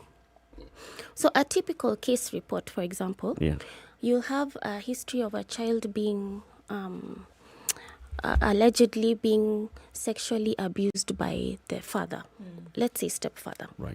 And then the neighbors are concerned because this child is seen looking, or is pregnant. Very many get pregnant. So this will be taken to the chief. or a hospital or the school will notice that there's a problem and report this to the children's officer. So the children's office will step in, or the neighbors will step in and take this child to a hospital. Then they will then take this medical report, and the medical report generated will be taken to the police, who will then initiate an investigation by issuing out an OB number, occurrence book number, and the whole process begins. They'll also issue a P3 form that will need to be filled by a medical officer in a public facility. Then this will all go into a file and be presented to the DPP's office, who will then decide whether or not the evidence is sufficient, what more is required, and so on. Now, the stage at which I come in is where the P3 is required. Okay. So they will then be brought to the police surgery for examination and documentation. Right. Yeah. And so when they come to you, is it on the same day that let's say the neighbors took this case up, or is it several days later? It's several days. Hardly ever do I see them on the same day. It's several days to weeks, even months later. So if it's a case of sexual abuse and then there's no pregnancy, so how do you determine that there has actually been? Well, because we're in a resource-poor setting, we don't all have the necessary equipment to do a thorough examination. But with what we have, we can still find a lot. So for me, what I do is examine, just briefly and quickly look at the mental status, the addressing, depending on the time frame or time after the incident. Then I examine and look for injuries of the genitals and of the body, other parts of the body besides the genitals. Depending on the severity of the injuries, you will find the degree of injury depends on the severity. So many times, especially in prepubertal children, you will find injuries after an incident has occurred. But that's only if it's been hours to days after. But those injuries heal very fast. So in a week, 2 weeks, sometimes you may not see anything. Yeah.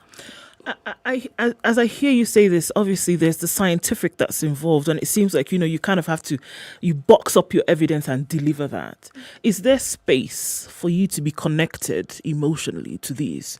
And I say that then being able to ask the question, is it your hope that when you are collecting this evidence, is it your hope that anyone who would have been seen to perpetuate violence is then brought to book? Yes, of course. We always hope that a perpetrator will be arrested based on scientific information, especially. And I find that there's a lot of room for that. But we also need to up our training and capacity building of those who are collecting the evidence. And in my view, I think this should be streamlined to specific areas, because I imagine it would be very difficult to train every single medical personnel on how to examine, document, package, label. I think that would be very resource intensive. So if we could just have selected people who are, that's their role is to just do that work, medical investigations of cases. I mean, even as you say that, then it is possible to be able to find out a lot of information from the living injured to be able to sort out a lot of the cases that we see. Yes. Today, a case of 2 individuals who supposedly jumped off a building, a child who shows up with injuries and things like that. And a lot of these cases go to die after they're reported. Yes. So it is then actually possible to be able to gather information and find answers. Yes, it is possible, and there's a lot of information you can gather, but you just need to know what you're looking at and how to document it and how to present it and what it means. Yeah, what does it mean on a global scale?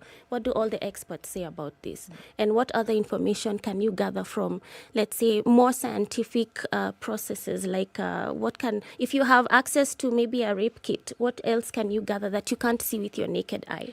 What's the value of photography in all these kinds of in medical investigations, things like that. What other cadre of health professionals do you have in your workplace who also do the work that you do, who are not medical doctors? We have clinical officers. I think from what I have heard, they do the bulk of this work. And we have nursing officers who assist the medical officers and the clinical officers. Are they trained in forensic work specifically? No, they are not. Not as far as I know, they are not. Maybe a handful are. Where I'm going with my question is that if I look at, for instance, what I may call regular healthcare services, you will find, for instance, nurses who are specialists in ICU work. You'll find nurses who are specialists in psychiatry. Yes. You'll find nurses whose specialty is in pediatrics. That is why I'm asking the question. Is the training available? They may not be trained, but is such training available for this cadre of healthcare workers? There is training, yes. There is some training. There is a university, I think, that has a course in forensic medicine. It's something that's coming up. However, I know that there are well-established forensic medical institutes in other parts of the world that have been doing this and have perfected it over time. So that's where I am aware of. And that's where I send people to have a look. Because the burden of what you do, if it is nestled in the capacity of the medical doctor, it's too big a burden for one person to bear. Definitely it is too big a burden. And like with other healthcare facilities, the bigger burden or the burden that the doctor has is more or less a supervisory one, and one when everything else has gone through the system and it actually gets to them. Yes. But this one of yours, it looks like it comes... You do everything. It comes from the gate and it goes straight to the doctor. It's still at its infantile stage here. So that's why I call it a dream. We will hopefully get there one day. And hopefully all those, the forensic experts we have, we are just a handful of us, can be spearheading or overseeing or supervising the way in which this structure would work best in our country. Because getting even those from outside, they may not be able to contextualize the knowledge in a way that we can use it. Dr. Do you see these cases on the rise? Let's take a break first, Titi. All right. All right. I will withdraw the question. Yes. Okay. I will ask it again after the break. After the break. Yes. That's fine. 29 minutes to 8 o'clock, Kenya's biggest conversation. This week, we shall be talking to young women who are making big moves in government, because next week on Monday, the 11th of October, is the International Day of the Girl Child. So we want to start celebrating those who are making big moves in government this week. So today we have one young lady. She's a medical doctor. She is a forensic medical expert. She's working in government. She's worked in the police service as a police surgeon, and telling us the work that they do and the important work that they are doing, preserving evidence, especially in sexual and gender-based violence cases. That's what we're discussing today. In coming days, we will be talking to somebody who's an expert on taxation, somebody else who's an expert or who has done a lot of work on youth empowerment, somebody else who's in the healthcare space, and somebody else who's also in the judiciary. All this coming up in coming days. Dr. Kize Shako is in the studio with us today. She's a forensic medical expert. Keep it right here for more conversations from her as we take this break. The weather and traffic are what we're looking at shortly. Good morning. This is the Situation Room, the only way to start your day. Spice up your life. There are so many people peddling what is false, and that it bears remarkable resemblance to what is true. Politicians have their agenda, and their agenda is to use every opportunity to sell that agenda and to loot this nation. I have seen major strides that are done in this country when we talk to each other as against talking at each other. We start getting back into the tribal cocoons which were put to us by the colonial powers. You know, they gave us physical freedom but not mental freedom. We're still mentally colonized today into these cocoons of tribe. Now, if you live in an area where it's difficult to find a dog, he's a goat. I kid you not. In which part of this country is it difficult to find a dog? So that you resort. Afande hii umbo yako iko na pembe. Hii ni umba special. This is the Situation Room, the only way to start your day. The weather with SpiceFM. The sun's out in Nairobi at 15 degrees. We're going to see clear conditions through most of today. Highs of 26 and lows of 15. Mostly sunny conditions in Nakuru as well at 14. Highs like 24 will be the high. 26 will be the high in Nyeri, where it's mostly sunny at 14. We'll see that as the low as well. In Eldoret, sunny conditions at 14, highs of 24 and lows of 14. In Mombasa today, sunny conditions at 24, lows will be 23 and highs of 30. In Malindi today, 26 sunny conditions, highs of 30 and lows of 25. Kisumu is partly sunny as well at 21, lows will be at 19 and highs of 29. Kakamega is cloudy at 18 with highs of 28, we'll see lows of 15. Out in Kampala, it's mostly sunny at 19, highs of 29. Dar es Salaam, sunny conditions at 23, highs of 30 and lows of 21. Lagos, it's raining at 26, highs of 31 and lows of 25, while mostly cloudy conditions rule Joburg, skies at 11, highs of 20 down to lows of 11, and Kinshasa is clear at 24. That'll be the low for today, going to highs of 30.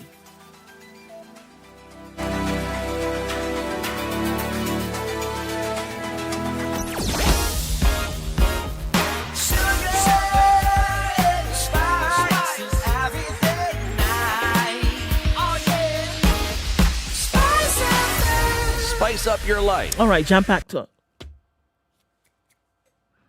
Jam-packed going into the city this morning.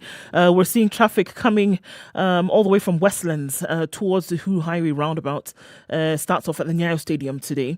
And going in and outbound, CBD is absolutely packed. And that's taking up a lot of traffic coming from Jogoo Road through Kamkunji, coming off of Westlands, coming out of Ngong Road, and also Langata Road. Bagathi Way doesn't look too bad. It's probably going to take up a lot of the traffic that's feeding off of Langata Road this morning, but we're just going to have to wait and see. Aerodrome Road then connecting with Bunyala Road roundabout out towards the city, inbound as well. Trying to get to Mombasa Road without too much of a scratch. You want to use Enterprise Road, go the long way, behind through Industrial Area and then out into Mombasa Road. Industrial area doesn't look too bad. We're seeing a build-up of traffic, however, on Lunga Lunga and the Likoni interchange, joining then onto Mombasa Road. The Southern Bypass looking very good this morning, as is the Red Hill Link Road coming out of Westlands. Use that to avoid Wayaki Way. There's always a way, guys. Where there's a will, there's a way. SpiceFM KE on Twitter, text on 40127. Let's keep Monday morning moving right.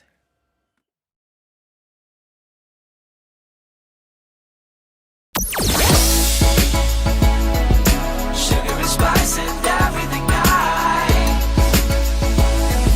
Spice FM. Spice up your life.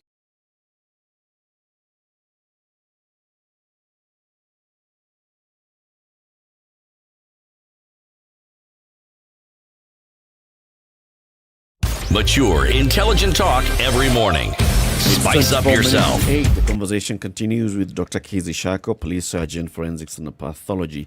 She is a forensics medical expert. So, CT, bring back that question. Actually, I'm glad I didn't ask that question because I'm going to ask a different question.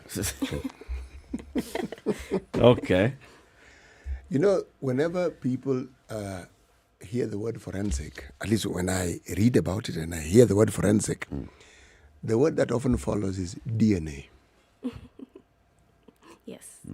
And it's become very popular in this day and age because of parental issues. A tiff here and a tiff there. But now I'm going to tie it in with what I asked. In the work that you do, have you observed, for instance, that there is an increase in the cases that you deal with? That is across board. Yes, there is an increase. Although, to be very honest, the data collection needs some improvement. But yes, there is an increase in issues, especially domestic ones. I find domestic cases are on the rise. There's lots of fighting in-house. And DNA, in my line of work, where I come across DNA is when dealing with any kind of sexual violence, because the assumption is there's been an exchange of trace evidence in biological fluids. So that's where it comes my way. But when it comes to paternity testing, not really. That's kind of taken elsewhere because it's not a crime per se, unless there's a pregnancy from a defilement. Yes. Yes.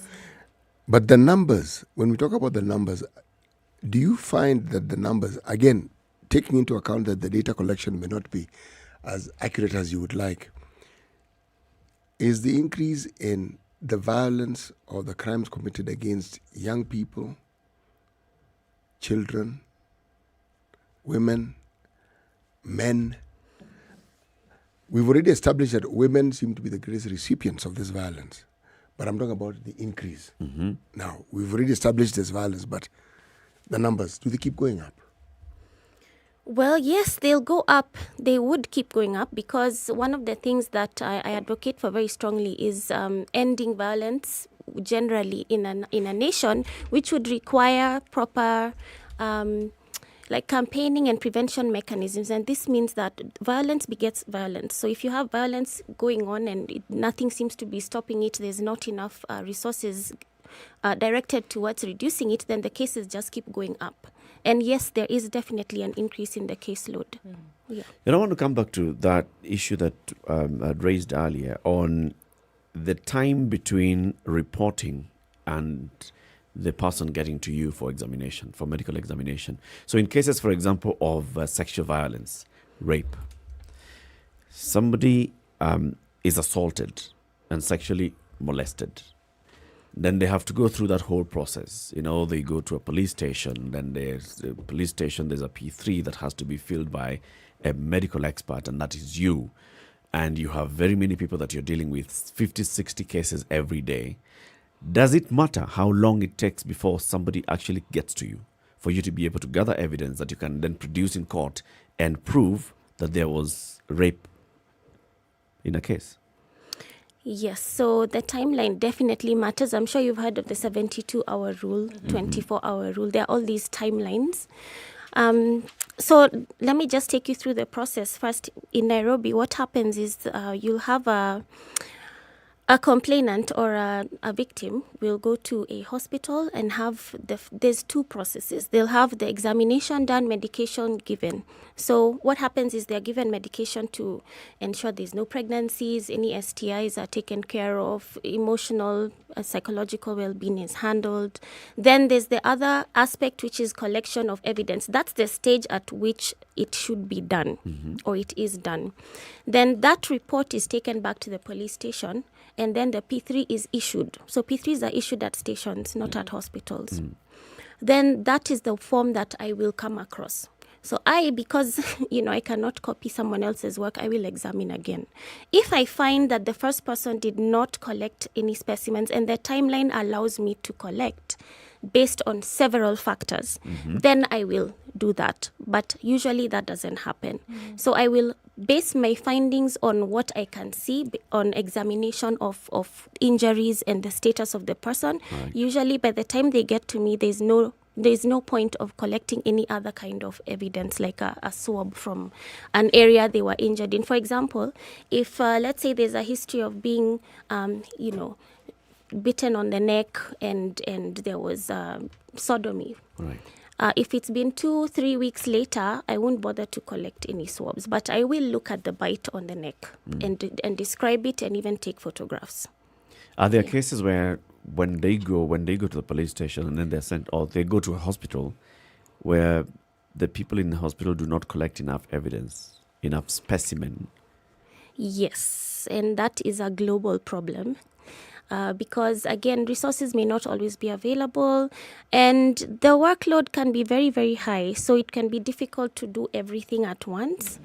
When you're alone, like you said, the burden on the medic can be a bit too high. Yep. And some people may not have what they require or have the knowledge to collect that specimen, or what do you do with it? Where should it go? How do you preserve it? Where do you dry it? Do you send it with the victim to the police, or do you wait for the police to come?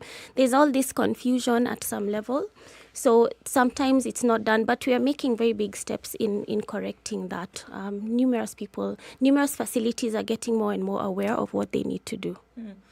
My thoughts are whirling because I try to imagine that all of this must happen in rapid succession, as you're saying. You can't, it's not like you have a file and you can keep it on the back burner and say, okay, well, I have too much on my desk right now, I'll get back to that.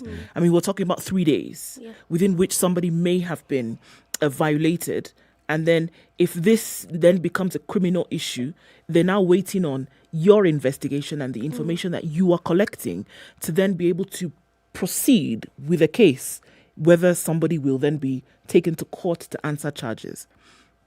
So it seems like there's so many processes happening at the same time within a very short period of time in order to get, the answers that you're looking for. How then can you ensure or guarantee that, the processes will be clean? Because an entire case, whether somebody will be found guilty or not, whether somebody then will get some kind of justice for what has been done to them, then is almost entirely dependent on what you say. Yeah, well, that's a very good question. And that's why, for me, after analyzing these issues over a long period of time, my recommendation is to house all this under one roof and have a proper supervisory mechanism in place that can ensure that these processes are seamless. Because you can't monitor every single facility. Sure. It's not possible to do that. Not now, maybe not even in 5 years. And you're right that, this evidence, because everything we document is evidence, even if it's rough notes, that is the exhibit. What you've written down about this person is what will be presented in court. And that's what will inform the magistrate, the court, everyone in the courts about the state of this victim or suspect at the time you examine them. And I always like to remind people that suspects are not, they are suspects, they are not yet proven guilty. Exactly. They could be innocent. Sure. So, justice is a two-way. It's justice for all the parties involved. So we have to make sure that we do the best that we can and improve on our service provision as much as possible. So it is asking this on Twitter. He's asking, ask Daktari if there are corruption cases in medical investigations. Or are there instances where people are framed? Some cases that don't meet the legal threshold, but they take most of the time in courts. I can't say yes or no to that. I cannot confirm or deny because I don't have evidence, but I have heard of such cases where there's been corrupt practice at any level of the chain. So there's community level, medical level, police level, prosecution, and judiciary. But I don't know whether it actually happens for sure. But Are you able to detect it? A file is brought to you, and what you're looking at and the person that you're looking at, you can clearly see that you don't agree with what's being presented to you on paper. Yes, sometimes.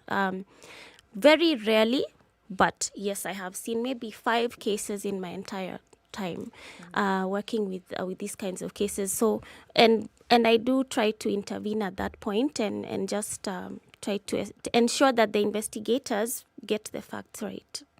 Yeah. Another question then, also on social media. Do you have forensic labs in Kenya, those that can do the kind of CSI we see on TV? Yes, we have the government chemist lab. So the government chemist, which is a public facility housed under the Ministry of Interior now, has some forensic experts in it. And you might see them on TV when there's been what we call a high-profile case. And you see them in the white suits, the PPE. Yes. Unexplained deaths. And they have all these big bags and they're carrying all these gadgets. So, yes, we do have a handful of forensic scientists who work in the lab. We also see in some cases DCI officers, for example, there's an investigation. Remember the case of the young man who was accused of killing his family, and then they were caught somewhere with a girlfriend in Nakuru County. And then you saw these guys wearing the PPEs coming to gather stuff from the house that they were residing in.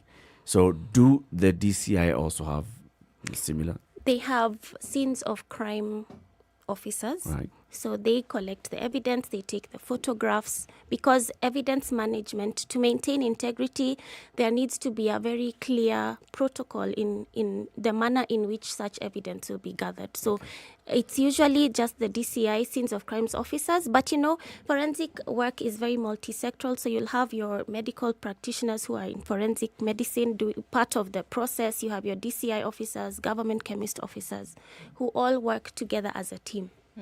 Legally, when cases are taken to court, must there be evidence or testimony presented by a government officer, such as yourself, police pathologist, or even in the cases of death? Must there be that, or can courts rely on any expert? Well, the state investigates crime. Right. So when you have criminal matters, you have to have government officers who are they are called, we are called prosecution witnesses. So we are there on behalf of the prosecution, the state, to give our findings. So you can't just have private practitioners coming in to give evidence without the government information presented as well. That question about the labs. When we say we have a lab and we have trained personnel who work in it, how advanced is that lab? I wish I could answer that, but I can't. I don't know.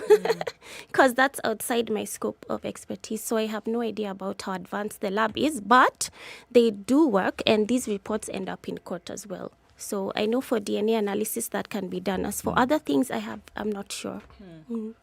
Okay, a bit of a sticky question here, Doc. You talked about intimate partner abuse. And just a message coming in here. I'm going to withhold her name, obviously. She asks...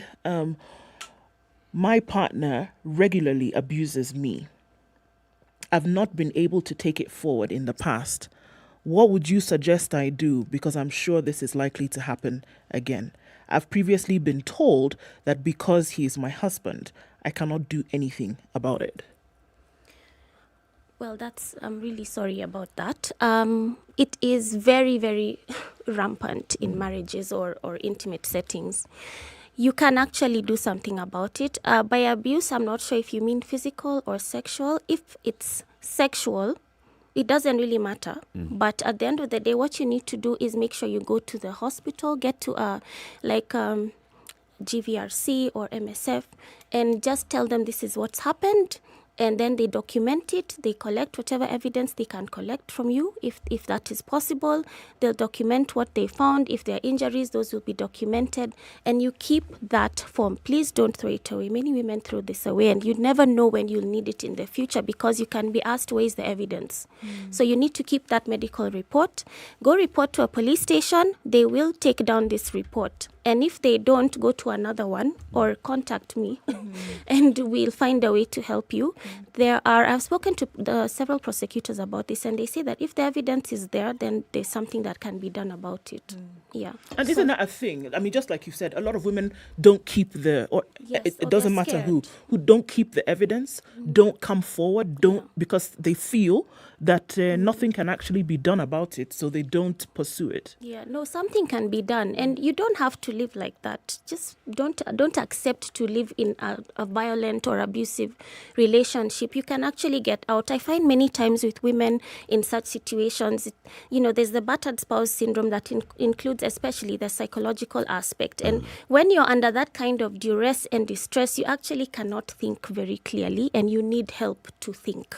So you need to get to a psychotherapist who can assist you, just process your thoughts and see that there's an exit. You can exit, but sometimes you need proper planning for it, more often than not. There are shelters where women can go to, and I bring in shelters because reports that I have read about or heard about with regards to police stations, the question you asked is, Madam,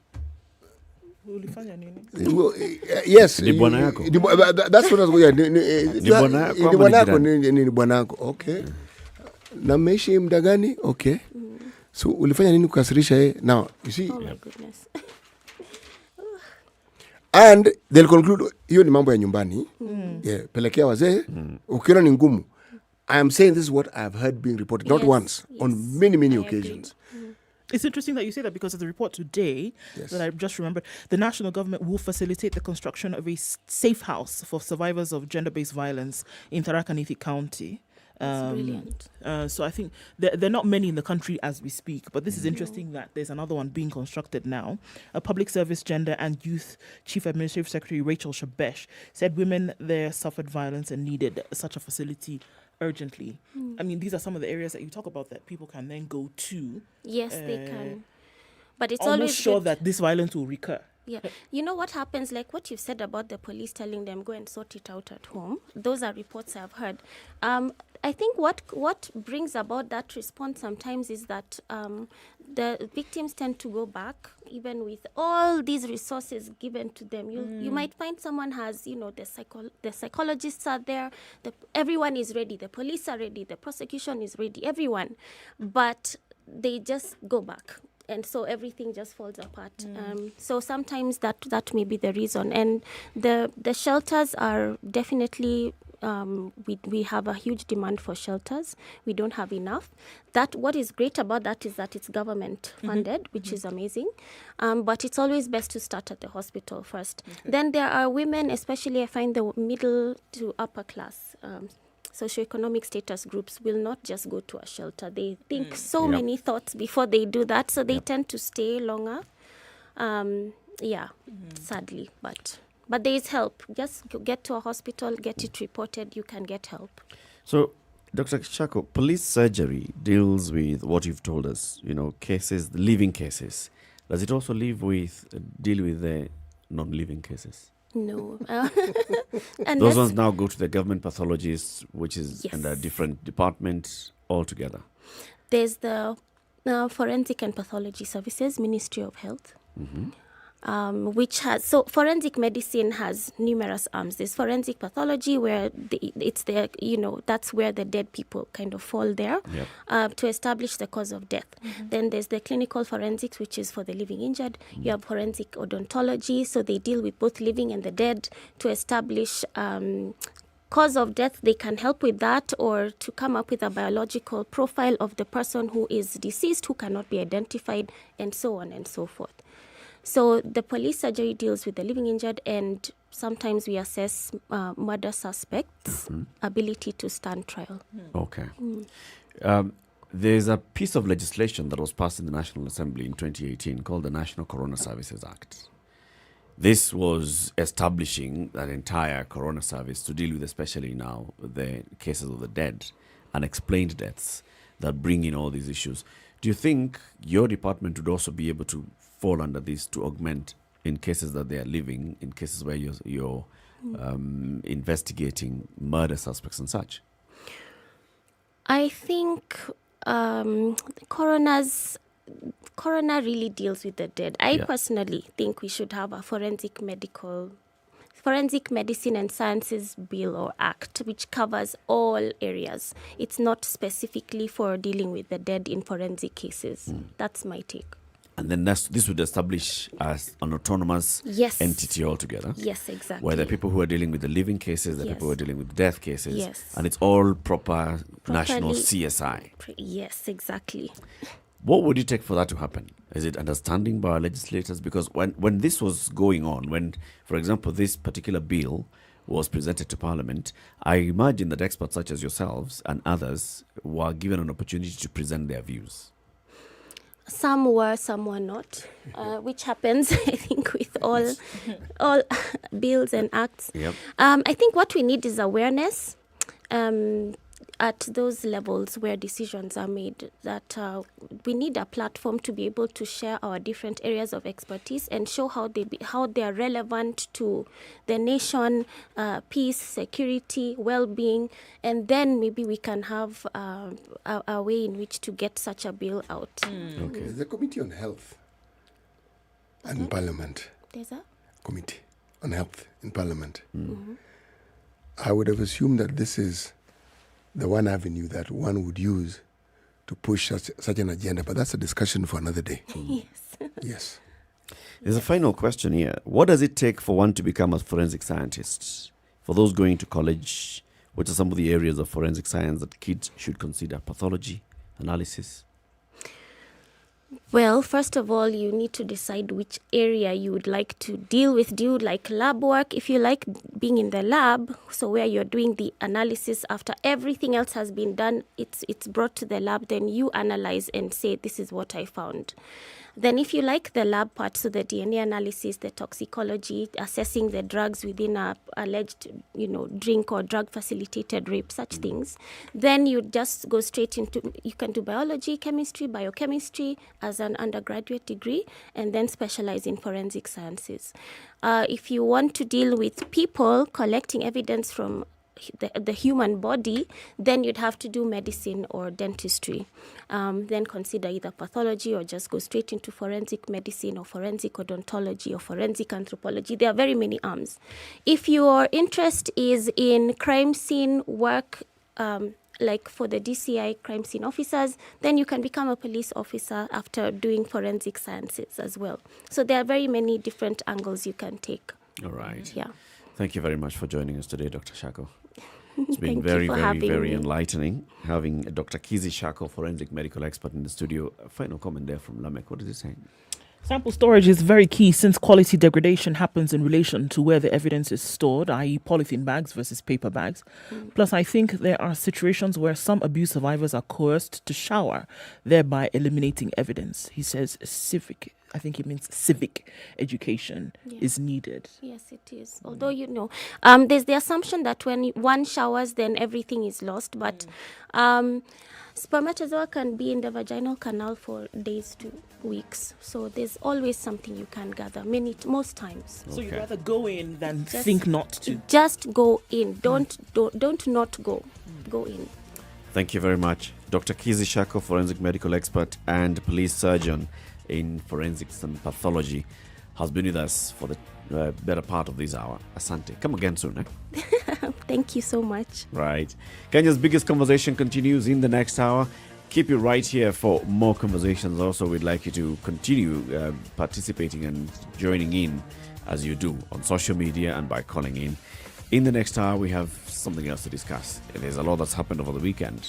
Politics, some revelations, and more. Good morning. It's now 8 a.m.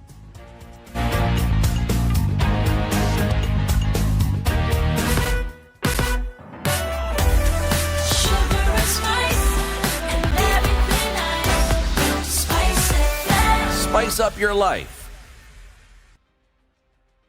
The latest news from around the world. 94.4 Spice FM. This is Newswire. I'm Dennis Aseto. As preparations for the 2022 general elections continue to be witnessed, IEBC is today embarking on an important exercise aimed at registering 6 to 7 million new voters. According to IEBC Chairman Wafula Chebukati, the enhanced voter registration exercise kicks off today and will continue for the next 30 days across various polling stations and at IEBC offices. Currently, the number of Kenyans with identity cards is 19,687,885. The exercise will also target Kenyans living in the diaspora. Machakos County Speaker Florence Mwangangi is the latest leader to urge citizens with national identity cards to turn out and register as voters as IEBC today launches the enhanced voter registration exercise. Mwangangi has also called on Kenyans who do not have a national identity cards to ensure they get them and are registered as voters with the aim of participating in next year's general elections, saying it is their constitutional right. Tusisahau kwamba ndio kuwe umeandikishwa kama mpigaji kura lazima pia uwe na national identity card. Na tunaelewa kwamba pia hiyo ni process ambayo pia inahitajika kuendeshwa sambamba na hii ya IEBC registration of voters. IEBC Chairman Wafula Chebukati is expected to lead the launch of the national voter registration exercise today in Nakuru. Now, ODM leader Raila Odinga will today continue with his tour of the northeastern region after arriving yesterday. Raila Odinga has continued to champion his peace ideologies, which he launched and which he says aims to unite all communities in the country. Tunataka serikali ipewe watu ambao wanatoka eneo hii nafasi mzuri ya kuingia katika elimu ya walimu, ili tupate walimu wengi ambao wanatoka hapa northeastern. Kwa upande mwingine tunasema hapa nyinyi mko na mifugo mingi zaidi. Hapa inaweza kuwa kiini ya uchumi wetu. Kwa upande ya mfugo, tunataka KDF iwe inanunua ng'ombe na nyama kutoka hapa. The Ministry of Health is expected today to launch the Pfizer vaccination exercise after its specialized equipment was received for the purpose of tackling COVID-19. CS Muthui said the government had not provided the vaccine to the public due to the lack of special syringes. Yesterday, the last consignment of the special equipment was received in the country after another consignment arrived on Saturday.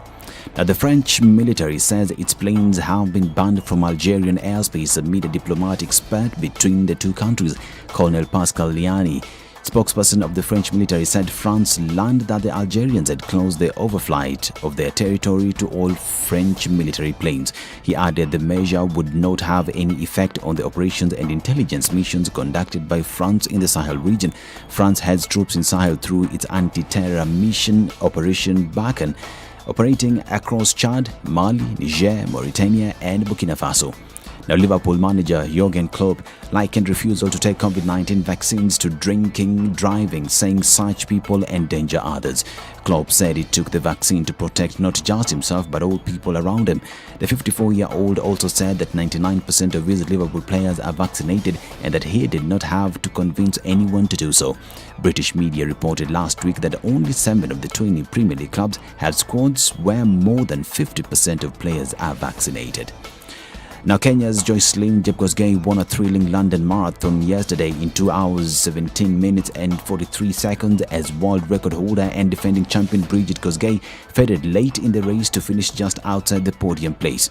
Jepkosgei finished 15 seconds ahead of Ethiopian Degetu Azmeru, while Ashehe Bekere came third. Defending champion Brigid Kosgei dropped off the pack of 4 just after passing the 30-kilometer mark.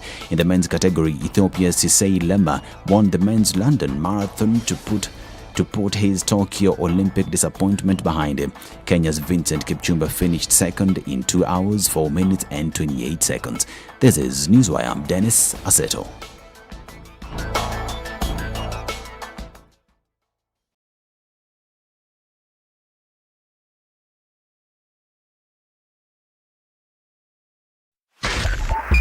.5 Spice FM, Kisumu. There it is, Monday morning traffic and a bang in most parts of the city this morning. Coming off Langata Road, going into the city, that has already actually built up quite some. Gong Road also, snaking along towards the city mortuary roundabouts, very, very slow, then going towards Community or then joining with Valley Road or heading towards Haile Selassie Avenue. This one looks crazy already. The CBD is streaked with red. A lot of traffic within the city centre this morning, and it looks actually quite crazy on the Thika Superhighway. Coming off Kiambu Road, joining with Muthui Square, that feed-off traffic that comes from Outer Ring then onto the Thika Superhighway does not look good at all. In and outbound traffic there. Also coming out of Westlands, Limuru Road jam-packed as you get towards Ngara. That looks like it's going to take some time to get out of. Mombasa Road also quite packed as well. The ICD route, however, looking pretty good, and the Southern Bypass giving you some pressure off to get off Mombasa Road. Use the Southern Bypass, then you'll get to Langata Road and be stuck. But you might want to go the longer way and use Gong Road. Breathe, because traffic is at its height right now. Let's take a look at how it opens up in a short while. Talk to us, guys. Can you help us out? Give us a good route. SpiceFM KE on Twitter. Text on 40127.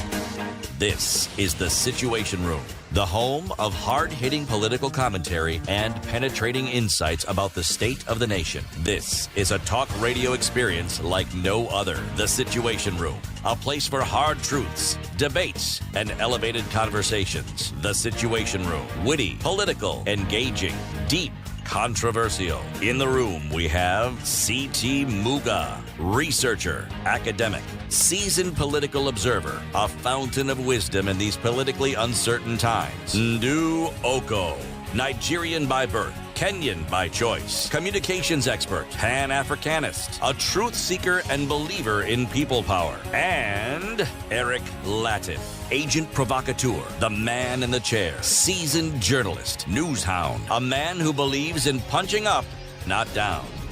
This is the Situation Room. 7 minutes after 8. Good morning. It's the 4th day of October 2021. Kenya's biggest conversation gets into the third hour. We're here until 10 a.m. We're live on SpiceFM KE. We live stream the show on audiovisual, YouTube, Facebook, Twitter, and also www.spicefm.co.ke. We are on radio, SpiceFM around the country, Nairobi, Mombasa, Kisumu, Nakuru, Eldoret, Nyeri and Malindi. And for 1 hour every day, and that's 8 to 9, we are also live on KTN Home.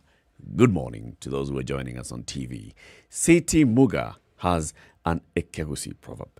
Yes. Togotia, Momura, Kieni, Togia, Ebikoro, Biai. Actually, the gentleman, one Mr. Rongo Amos, was kind enough to even break it down. So I will actually tell you what these words mean. Okay?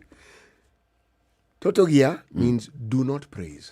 Totogia. Yes. All right. Momura is shortened from the word Omomura, which means young man. Okay. Kieni, shortened from Ekieni, which means handsomeness. Okay. So once you get that, the rest is easy to fill in. So, Togotia Momura, Kieni, Togia, Ebikoro, Bi. Okay. Okay. Eddie the legend says CT is speaking Portuguese in that Kisi proverb. Wonderful. Isn't it nice to speak two languages in one? It is. Yes. Yes. Thank you very much to Mwalimu Irongo Amos for this one. Right? Makes CT keep his promise. The IEBC promised that today they are going to roll out voter registration countrywide in an exercise that's going to take 30 days. It's basically voter registration goes on throughout. Throughout what? This All time ages. period. Right, meaning from the time we come from an election period, yes, the voter registration starts. Voter registration is only closed a few days before the election, so All right. that register is then set and locked for the election. After an election, registration reopens. So from 2017, we've been having voter registration. Yes. I see. You could go to your local county electoral office and register as a voter. Now, what IEBC is doing is basically they're rolling out an RRI, a campaign, a roadshow, where they're going to every ward and opening up places where you can come in. A rapid response initiative. Yes. I see. That's what they're doing. Okay. Come in, register as many people as possible, give them the opportunity. This is also an opportunity for you to change your polling station, polling center, your polling county, your constituency, like I'm going to do. I'm going to bring my vote now to Nairobi. Johnson Sakaja, you better watch out because you're getting my vote. So the thing is, what are they targeting to do this time? There are very many young people who have gotten into the age bracket of 18 since 2017. So those ones are the main catchment. But also everybody else who maybe had not registered as a voter for one reason or the other, and now they've decided they want to register as a voter, this is an opportunity. In some centers around the world as well, they'll be registering diaspora voters as well. Let's focus our conversation on the people in the country. They say that there's a possible catchment of about 9 million people who could register as voters, adding to the tally of the 17 million that were registered voters in the last election. No, 19. In 2017, the total number of registered voters, according to the IEBC, was 19,611,423. That was the number of registered voters in 2017. They want to increase that by about, let's say, 9 million. Okay? That means we're going to have some 28 million or 29 million voters in the next election if all the 9 million go in and register today. That's a very big number. Indeed. It also tells you that a majority of the voters, again, in the next election, going to be 35 and below. That's what the focus is now. That's what the IEBC is looking at. So there's a diaspora vote whereby they talked about countries within the East African region of Uganda, Tanzania, and Rwanda. And I know you said we focus on the local. However, they said, look, we only have about 3,000 and less in terms of numbers in these countries. And the hope is then to ramp up the numbers of voters in the diaspora. And so they're also looking at some Middle East, the UAE, because you have a large influx of Kenyans in that country. And then you also have the United States, the UK, Canada, and a few other countries in Europe. So the focus would be on that. But the main focus really is on the youth vote this year. To say that, yes, there are quite a number of people who turned 18 and then were eligible to vote ever since the last election. But then also the realization that there are quite a number of people above 18, 35 and younger who have actually never voted in this country. Not only that, they have never registered to vote. And that's where now a majority of the attention is being placed right now. So the hope is that you will register them, but then you will also get them to participate in the voting exercise come 2022.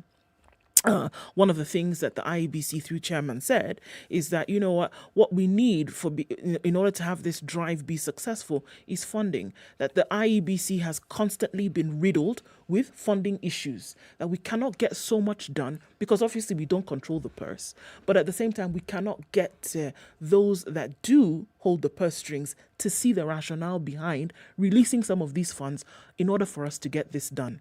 Would it be is it within our purview as the IEBC to have more people registered and voting? Absolutely. It's not just about conducting an election. It's to get the votable public as much as possible to be engaged in this registration and voting exercise. So sometimes we see the mandate of the IEBC as just, conduct an election, make sure that you transmit the results, and then we're all hunky-dory, let's go. But also the responsibility of the voting public to be involved in the process from registration onto voting is also a mandate of the IEBC. And so they're saying in order for us to have this done, more often than not, what we need is funding. We need a support framework to be able to let this happen. And so this is the focus for the next 30 days, to get as many people to understand the importance of being involved in the process by registering and then going forward to vote. The target is what, actually 6, not 9? It's between 6 and 7 million, yes. 6 to 7 million new voters joining the registrar. And IEBC basically just hoping that it can get facilitated to do the work. You see, a number of things that we need to point out here. Number one, IEBC has, since 2017 and all that whole issue of Chebukati must go, Chiloba must go. Chiloba went, actually. Chiloba went, Chebukati did not go, but Chebukati's 4 colleagues left. And now we have a full commission once again. We have still an acting CEO to the IEBC. With all this ups and downs, the IEBC has managed to conduct by-elections. The IEBC has also been registering new voters, maybe few. The IEBC is now preparing to run next year's election. The IEBC is talking about, can you give us the money that we need? And that's where now the whole fight starts again. Why must you get all this? What is it that you want to do with all this money? Why must you spend this money, this and the other? Many times you will not hear many complaints when the issue of voter registration is taking place. In fact, during this next 30 days, you'll not hear much complaining. In terms of, is IEBC opening the centers on time? They'll open the centers on time. Are the centers manned? You'll hear the centers are manned. People going to register, you'll hear people are going to register. The only thing that you're likely to hear a loud noise about is whether there are politicians who are trying to manipulate by importing voters to register at a certain area.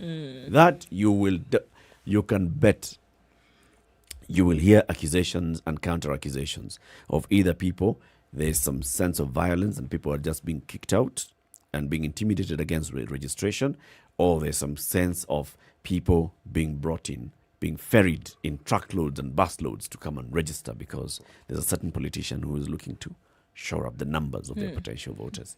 Everything else, smooth. And then we come back to the issue again. Why do you need so much money? Why does IEBC need so much money? You know, it's a valid question, and it must be asked. Do you really think all these questions would arise if, with every election, there wasn't some implied interference or culpability on the part of IEBC? Do you think these questions would be asked?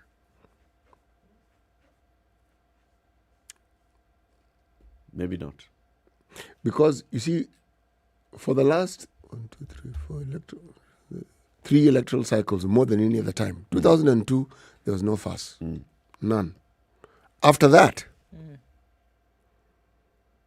we've had issues upon issues which have grown and grown and grown. And at the heart of it, you see, where some of these issues become a little overstretched, is because it's political leaders and the games that they play. They wanted to participate in ensuring that the board of IEBC is representative of political parties. Essentially, they wanted to choose and decide who amongst them or who supports them would get there. they get their wish. It happens. Then an election suddenly goes awry. It doesn't quite go the way it was anticipated. And then suddenly, the entire establishment of IEBC must go. No. Why? You know, there's, again, when I said I had a good weekend, I was doing a lot of thinking this weekend. And the election is one of the things I was thinking about. I was thinking about it because I remember when there was this story of the tyranny of numbers. And last time I actually wrote an article in the papers. I did write an article debunking that tyranny of numbers myth. I called it a myth. But I thought about it again and I realized it need not have been a myth. For this reason. If you say that the two communities that were in a pact to vote and eventually got the winning ticket or won the lottery and became president and deputy, let's say for argument's sake that they were 40%, all right?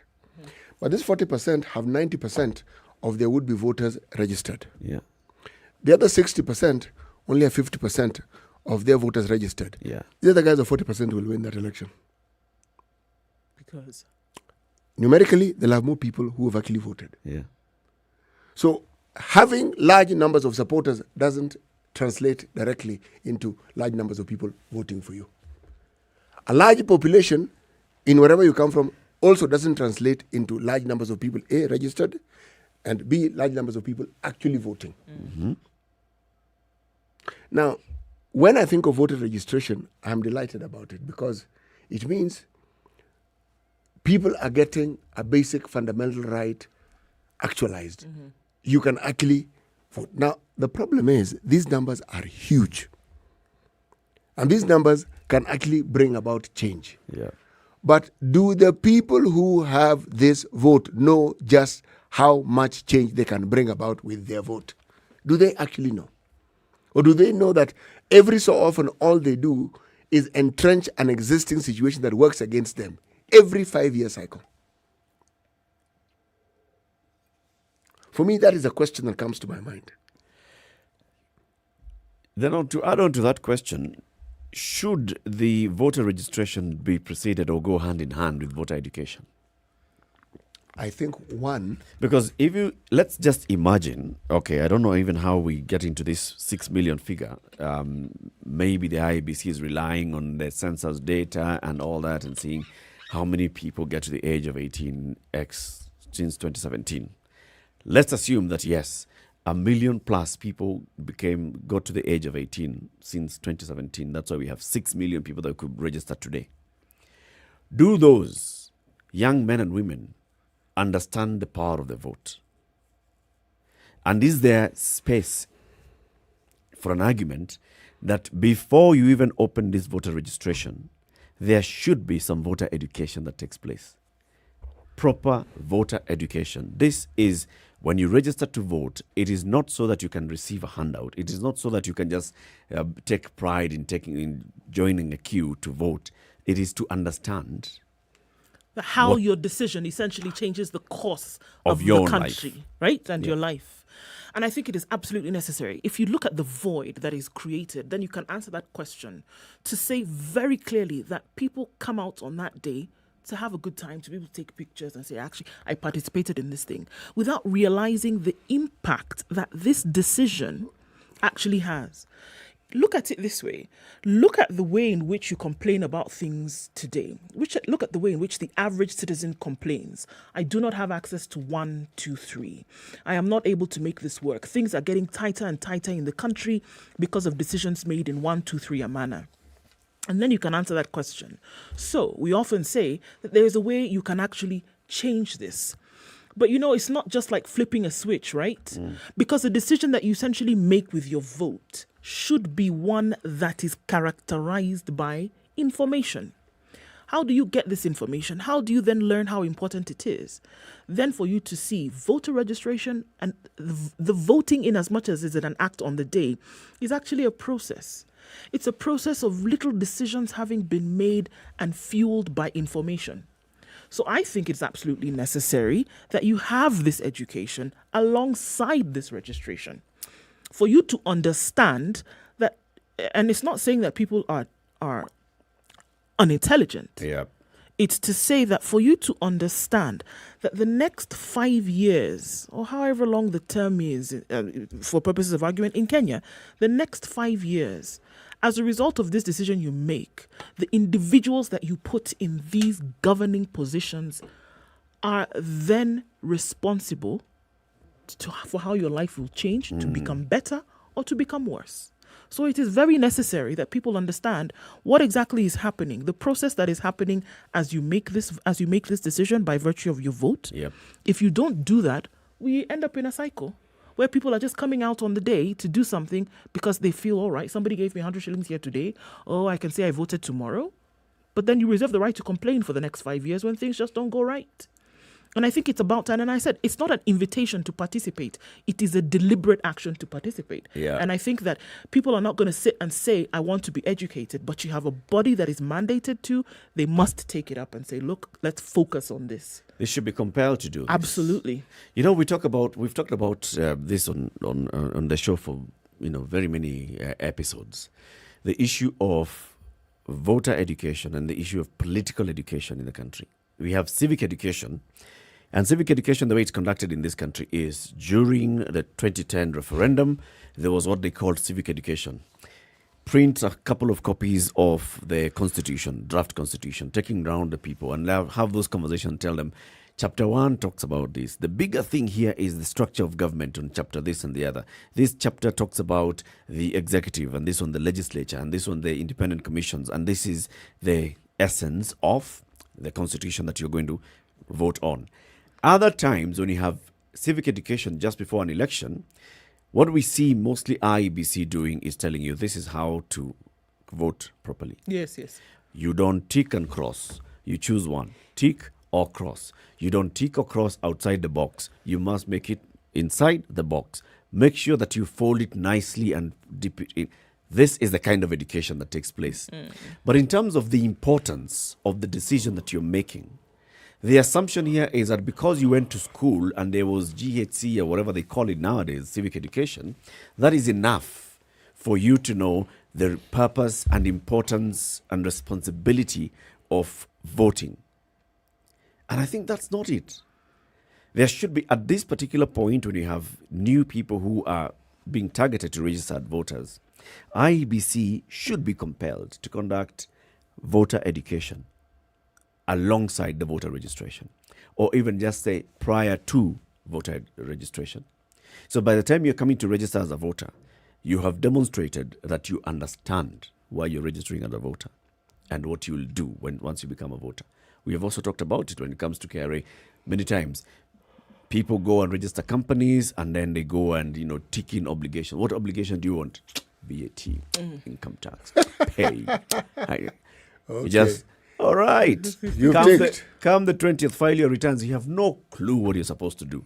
So because there's no taxpayer education, many people fall astray. When KRA the other day registered very many companies and said, you know what, we're going to deregister these pins. Many of them don't even know what they took a pin for a company. They don't know. To avoid the similar kind of situation here, I think this is the issue. IEBC should be compelled to conduct voter education alongside this voter registration to understand what it is. If you agree with us, you can let us know, SpiceFM KE, YouTube, Facebook, and Twitter, or 0719-012-600. City, you want to say something before we take a break? Yes. I'm going to say this, that...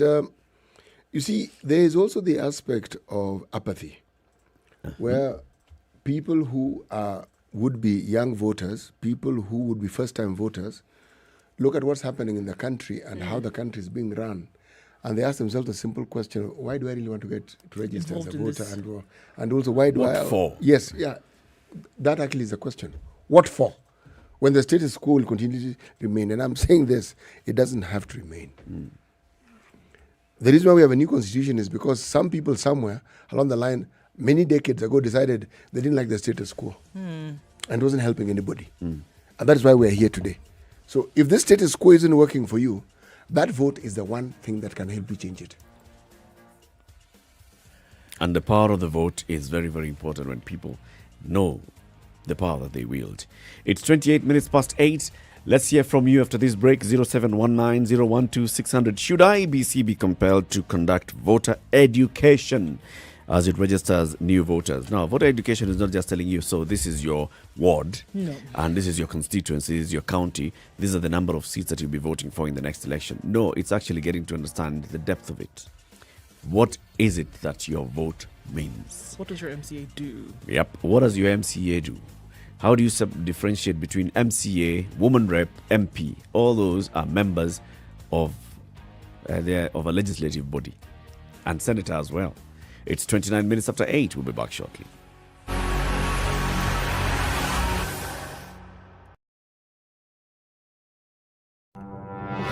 If I'm found guilty, there is no problem. I'm willing to serve. I have no problem. Jails are meant for human beings. They say a society gets the leadership it deserves. If you have a corrupt, crooked and rotten society like we have in Kenya, then of course they will get that kind of a leadership. I think the president should dissolve parliament. That's the best solution at this moment in time. Dissolve parliament. All of you go home. Yes, we all go home. How are we encouraging other people who might have new and creative ideas? Young people who are making money without any government help. They are just buying their own bundles. They are going on TikTok and making money. KRA is coming after them. I've been in parliament for 15 years. We have been unable to pass the gender law. And yet no presidential candidate is talking about it now. Because we are fake. The truth is, all the men refused to vote for that law. What did Sonko do to Pumwani Maternity Hospital? Yeah, he with cleaned his it own money. Cleaned it with his own money. That was him as an individual. Yeah. And I did not say he was cleaning his own money. I was saying he cleaned Foot, mouth. Foot, mouth. Eric. Okay. The Situation Room, Kenya's biggest conversation. Partly sunny conditions in Nairobi at 18. It'll go to highs of 26 today and lows of 15 actually. It's mostly sunny in Nakuru at 17, highs of 24 and lows of 14. Nyeri town, mostly sunny conditions at 16, highs of 25 and lows of 13. Partly sunny in Eldoret, going to highs of 24 and lows of 14 today. In Kisumu, it's mostly cloudy at 23, highs of 29, and we're looking at cloudy conditions at 21 in Kakamega, highs of 28 and lows of 15. Sprinkled in some parts of Mombasa now, but mostly sunny conditions, highs of 30 and lows of 23, while in Malindi, we will see partly sunny conditions at 28, highs of 30 and lows of 25. Out in Kampala, it's sunny at 20 with highs of 29. Dar es Salaam is sunny at 25, going to highs of 30. Lagos, rain showers at 27, highs of 31 and lows of 25, while 11 degrees and mostly cloudy is what it is in Johannesburg. It'll go to highs of 20, and Kinshasa is sunny at 24. We'll see highs of 30, down to lows of 24.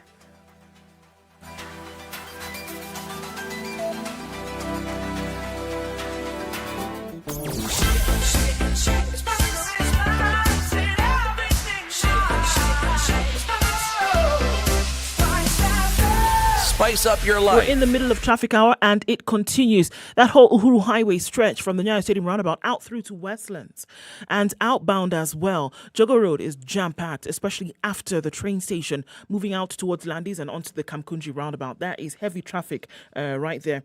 Bagathi Way, what happened, my friend? This is where we would find, not too much traffic, but it seems as though everybody who was on Gong Road going in the opposite direction and on Langata Road spilled over to Bagathi Way. So she's not offering you that pressure-less journey this morning. You have to stick through with some patience on that one. So we're seeing traffic going into Nairobi West, out from Langata Road through to Aerodrome and out onto Uhuru Highway. It continues on Mombasa Road as well. The ICD route and Southern Bypass looking good. Use those this morning, guys. So let's see what it looks like in a short while. On the Thika Superhighway, it's looking a little bit better. Just past Survey now. And what was on Kiambu Road is thinning out. Hopefully it continues in this way. Let's keep an eye on things. Talk to us on SpiceFM KE on Twitter. Text on 40127.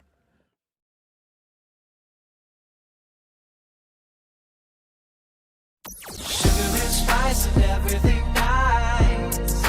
Everything nice. Spice up your life. Mature, intelligent talk every morning. Spice up yourself.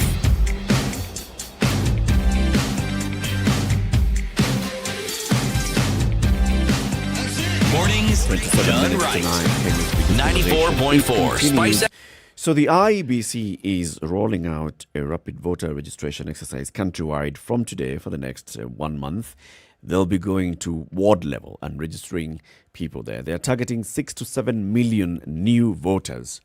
The assumption here is that a majority of them are going to be young voters, people who just turned 18 between 2017 and now, and they want to participate in next year's general election. The question, though, is do these young people really know what they will be going to do at the ballot?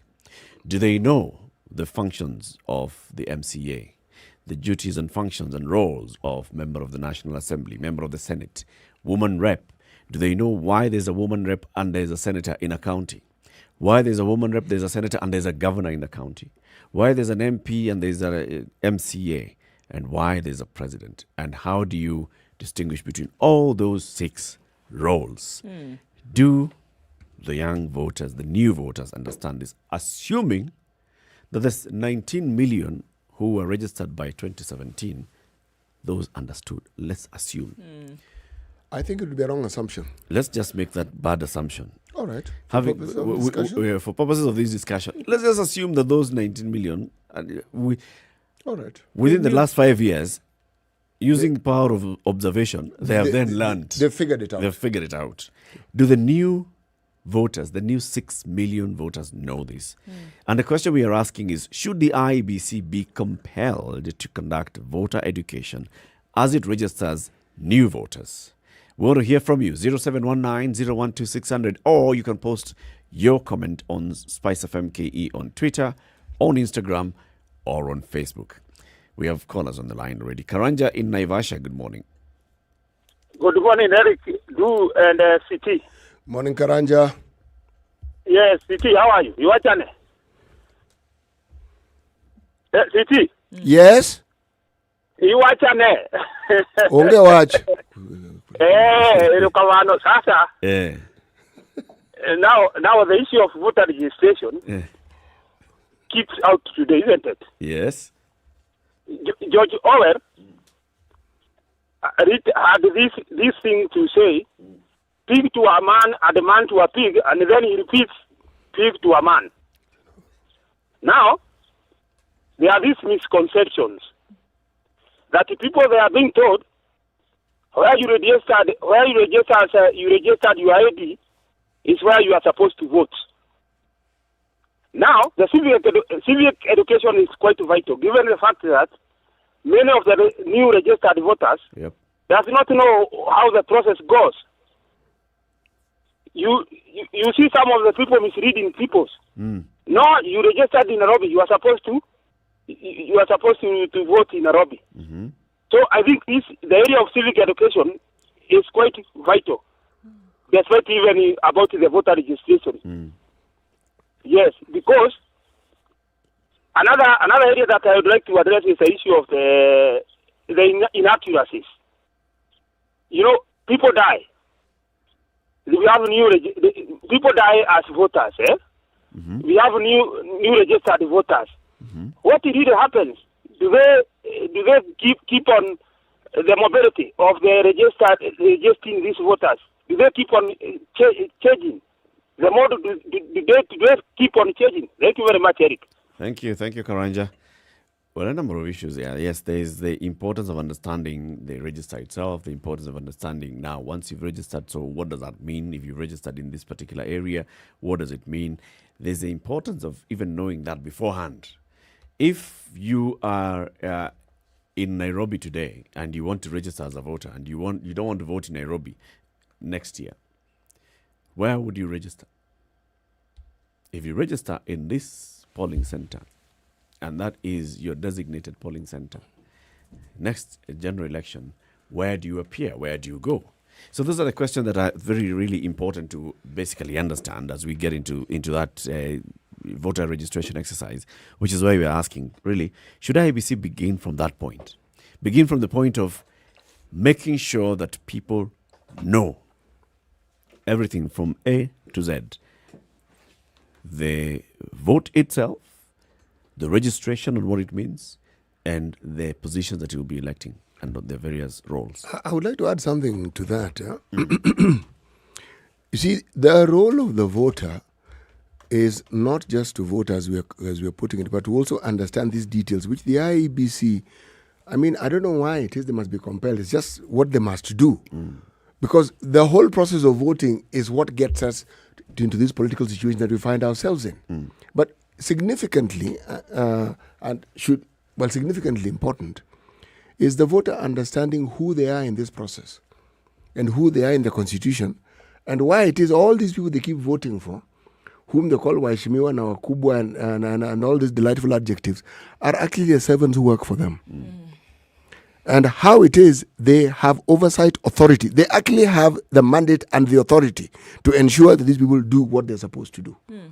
Because the one thing we don't seem to get is that all these so-called political leaders should be accountable to us. That we don't get. We think Wedansu should be accountable to them. Sure.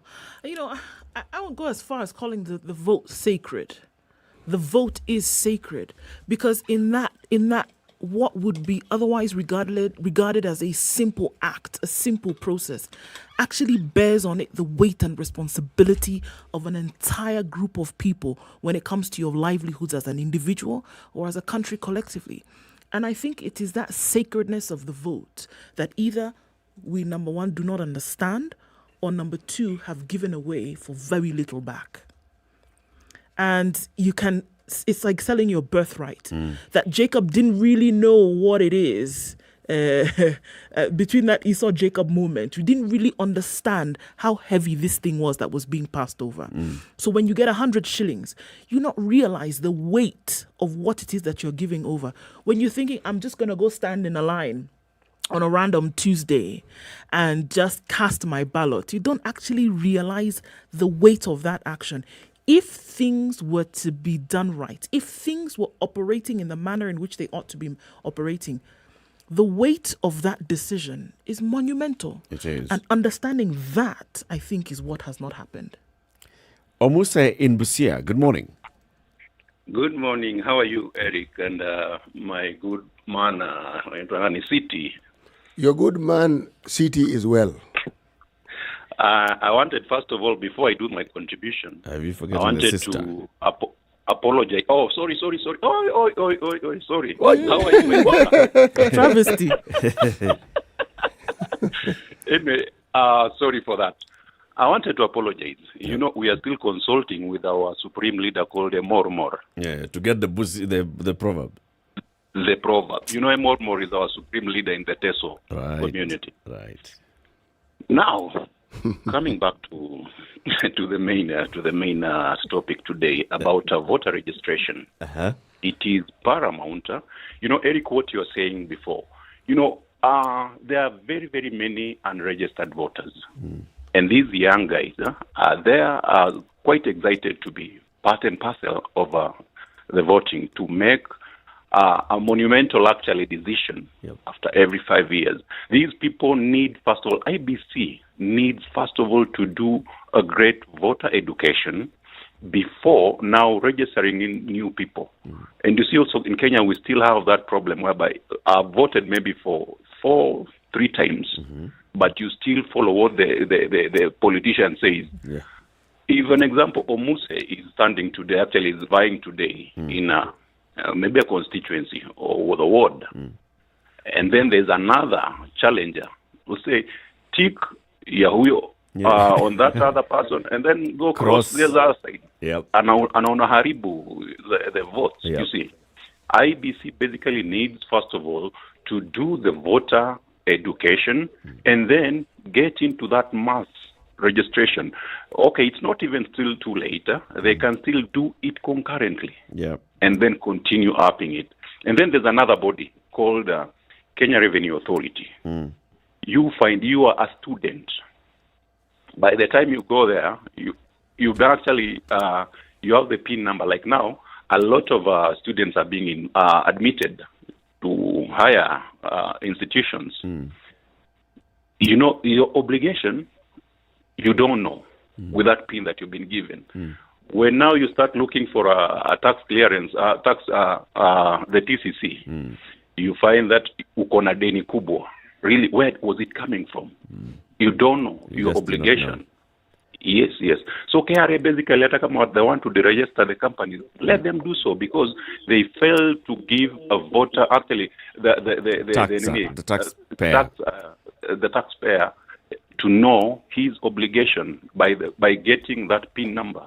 You see. Thank you, Muse. Thanks a lot, Ladi. Thank you, Muse. We hope Emor gives you some green light soon so that CT our can give us- Emor actually, the one in Kenya is called the Emor Morongaria. We are talking. All right. Morongaria. Morongaria. Yes. Thank you. He Thank you, Muse. succeeded the late Gabriel Itela. Okay. Yeah, thank you. Asante. Esther in Mombasa. Hi, Eric. Hello. Good morning. Hi, City and Okoh. Good morning. Good morning to you. My contribution would be this. I believe where there's education, like at school, that's what came to my head. There's a framework for teaching. First, there's a teacher and there are students or pupils. Then the next thing is that either the teacher goes to the student or the student goes to the teacher, or whichever the case, the teacher is supposed to give out his mandate to the student. So sisi ambao ndio students na mwalimu ndio nani sasa? Ni IEBC. Yep. Ni constitution. We are not a learning nation. So the thing is, we cannot go browse, look for data. Very few people have access to that. We are talking about civic education on the ground where people are. Now we are in a current state where city always says just change management. That is where it all begins. In fact, this user education, for me right now, it is not supposed to be there. It should have started the day we pronounced 10 years ago or 5 years ago when there is that takeover of the new whatever era, 5 years there. Start it from that day. So that by the time now we are here, till now it is on. It is on. Yep. We cannot say we are going to educate people. In fact, that is something already planned to fail. So according to me, it should start the time the new government gets in place. There should be people mandated to do that. And right now, IBC should be telling us, these are the people the old people aged this and this. We have gone to them and there were representatives who were seated there to enable them understand in their local languages. Yeah. My friend, civic education is very, very deep. It is not just about going and giving out. Once our print is on any, that is a lot of expenditure for the nation. If they have not done it right, they cannot do it right now. Check the current situation. Are people satisfied? No. Where are the surveys? Where are the things that which will monitor that you are actually passing that education So to this the should be person? continuous. Let me tell you, my son is going to vote this year. Hey, my friend, I'm the one who has done the voter education. And I have to listen to him to tell me whether he is ready to vote or not. I cannot tell him because you are 18, go vote. No. I will tell him first to understand kama mwalimu vile alimfundisha. So he only knows there is a government because of the evolution and it is in the subject in the school. But right now as an 18-year-old, nakwambia hawajanyita kitu, hakuna kitu wanajua about voters. So the other politician is looking at the numbers, anasema, hii 19 million, hizi mpaka tuzicapture. Let me tell you, this is a planned failure. And we are going to get a mass of people who are going to vote, but nothing of what they will understand 5 years later. Once the term is ended. So where planned. we are, So you're where saying we it's want to go, it is just common sense. It is not like they start to plan it. It is already something you can see. Me, from where I sit, I'm not a politician. So check where we are and where we want to go. That transition place where we are saying that we want a new gava, a new nini. We are just looking at the numbers because it is a tyranny of number as CT has said. It will always be numbers and not change. Thank you, bye. Esther. Good day. Yegon. Yes, good morning, Eric. Good morning. Ndu Okoh. Good morning. Yes, from my side, I think IEBC should conduct further education. Because we are Kenyans, we are not getting the request of our taxes. Because if you see last year, we had around 19 million voters. eligible to voters, in fact, registered voters. Yeah. Those who voted were 15 million. Mm-hmm. Now we have 4 million whom we use our taxes to register them to be voters, but they did not They vote. didn't vote. Mm-hmm. Reasons may be known to because them. of voter education. Somebody doesn't know why he or she needs to vote. Number two, we had around 400,000 rejected votes.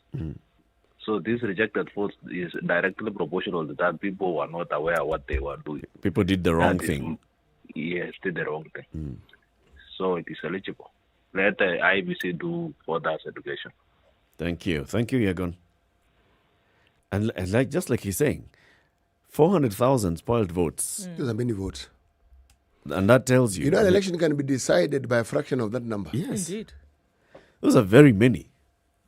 And what was it that was causing a vote to be spoiled? Outside the box. Wrong marking, mostly. Or in some cases, putting the wrong ballot in the wrong box. But that is very few cases because you have the clerks there and they can see it's colored. This color code goes there. This color code goes there. So they'll tell you, no, this one is for that box. You know, when you think about it, Yeah. you go to any place where you're required to fill a form. It doesn't matter how educated you are. There are usually details of what is required that the person who works there will know better than you do. Yeah. Yes, you can read and you can think you understand, but it is often important for them to explain to you so that you can actually understand what it is they require. Yeah. Now, it looks like it's very simple. Put an X. Somebody will go and put a tick. Yes. And even in those cases where politicians themselves will make sure that they run that campaign. Yes. So you want to vote for CT, put an X on CT, or put a tick on CT, and then put an X on Ndu. So that you can clearly say you do not want Ndu, you want CT.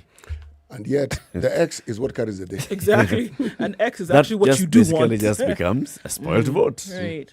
So who Bernard, would you rather... sorry, Go let's ahead. just hear from Bernard. Bernard in Marakwet, good morning. Good morning, sir. How are you? I'm very fine. Thanks for the motion this morning. Yes, sir. My view is that in as much as we want to do the voter education, somebody just talked about tyranny of numbers. At the end of the day, tyranny of numbers means the government. My thing is exactly the IEBC must do the voter education, because you realize we have around 19 million voters. Yeah. But what happens is that look like last election, only around 7 million people voted.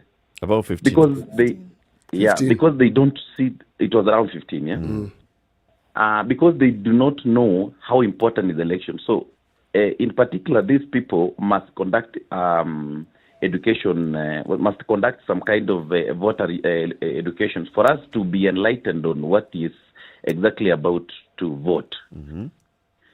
And finally, I say, nowadays in Kenya,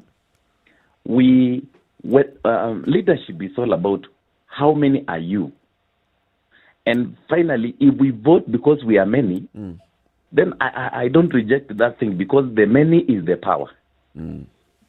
So let us just not talk about the tyranny of numbers, but the voter education part of it must be conducted. That one I affirm. Thank you very much, Bernard. Zachary in Nakuru, good morning. Oh, good morning, everyone there. Good morning. I hope you have had a good weekend, yeah? Yes, we did.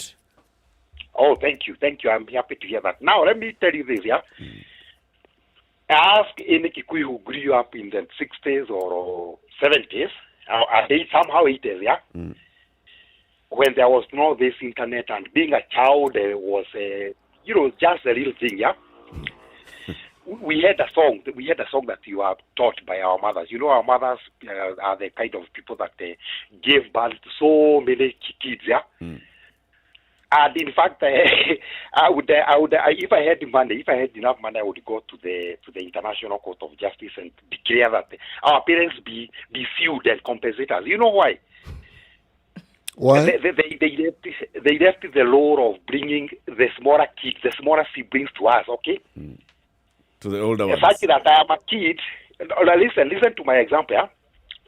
I'm still a kid, and I'm supposed to be taken care of, but I'm delegated the duty of bringing the other kid up, yeah. You know, not actually providing, but actually taking care of him or her, yeah. Okay, Zachary, bring that round now to voter registration. This is what I want to say, yeah. Eh. We used to have a song that we used to have as two characters, Kenguru and Kingezo. These are two guys that do not have teeth because they are not yet grown up, yeah. And when the mother is going to the shamba, she would tell Kenguru and Kingezo, take care of the younger boy, okay? And you know, we are also kids and we would go to pray. So when the mother comes, we forgot about the kid and we went to pray, yeah. So she would ask Kenguru, where is the baby? Then the Kenguru would say, ask Kingezo. Why am I saying this? I'm using that analogy to illustrate we people of Kenya, we are fond of actually voting people who are like Kenguru and Kingezo. Kingezo, who didn't build the road? Who didn't build the hospital? Ask Kingezo, okay? Ask Kikuyus there, they'll tell you what that means, yeah? I wish I would say it in Kikuyu. It would sound very nice, yeah? Just say it for City to hear it. We say this. Kenguru mwane nao ena Kingezo. Kingezo mwane nao ena Kenguru. You say, now let me say this, Mr. Eric, yeah? Yeah. No amount of teaching Kenyans will bring them to their senses. And do you know why? No, we don't. Look at the Ministry of Health. It has done so much to tell about people about COVID and how it spreads. But what do we do when we hear that Eric is the honcho and he's coming to town? All of us rush there, forgetting even about our health. So telling me that civic education will do anything to somebody, they will only go there and queue if they are told, come, we teach you, we give you 10 shillings. And then they'll go and to buy whatever they are buying and then forget. Another guy comes, come right up here, I give you. So we shall end up with that song, Kenguru mwane nao ena Kingezo. And let me say this, yeah? Mr. Eric, of the 9 million voters, new voters that you are talking, we are told that they are going to register, yeah? I bet most of them do not know what it means to have potholes in a highway. Okay?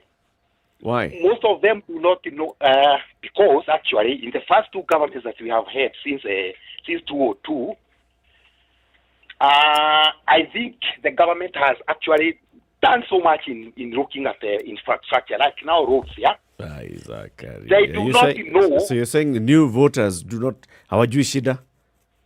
Hawajui, these guys don't know. They don't know. Actually, Zachary, they do. They may not understand it the way you do, but they actually do.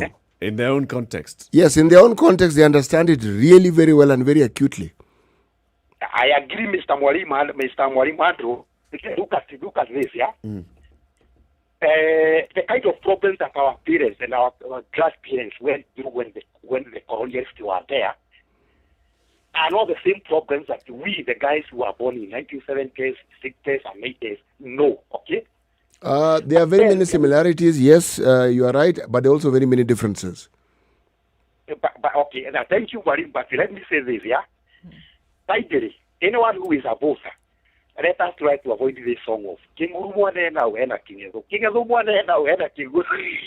someone must take responsibility. The final product is the child is the one who is suffering. Okay. Okay? Yeah. Yeah, and then thank you and have a nice day. Thank you. 0719-012-600. Should IEBC conduct voter education as it registers new voters? That's a question we are asking. And as we want to pick your calls, let's also say goodbye to our audience on KTN Home who've been with us since the top of the hour. The conversation continues on SpiceFM in the next hour. SpiceFM is on 94.4 in Nairobi. If you're in Mombasa, it's 87.9, 102.5 in Kisumu, 96.7 Eldoret, 96.0 Nakuru, 90.9 Nyeri, and Malindi is 97.7. Or you can also just join the conversation on Twitter, SpiceFM KE. We are live streaming there, or Facebook or YouTube, SpiceFM KE. Good morning. This is the Situation Room, the only way to start your day. Spice up. Spice FM, Nakuru. Mature, intelligent talk every morning. Spice up yourself.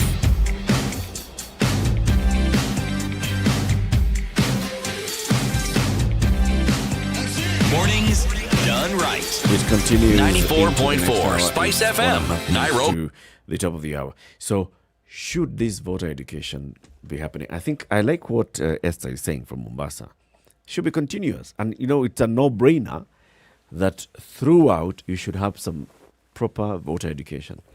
School system is the best place. What kind of voter education do we have in our curriculum in school? Exactly. But think about it like this. You have a product, right? The ones who have manufactured this product then do not give you a manual as to how you're supposed to use it. They throw this thing at you. They show you an end product, quasi something there, and say, here you go, you figure it out. Yep. I think that the manual is absolutely necessary to be given. This is how you work it. This is what you do to put here, there. This is the end product that you receive after having applied it. And it should be continuous, expecting that there will be new people who then have to get to know this product over and over and over again. Same product, more people having to use it and manipulate it. It only makes sense that you want to give instructions on a regular basis how to use it. And most importantly, on the power of that product. Yeah. When you talk about... This is the product, and this is what the product does. And this is how you make sure that you capitalize on the product. The conversation continues into the next hour. Good morning. It's now 9 a.m.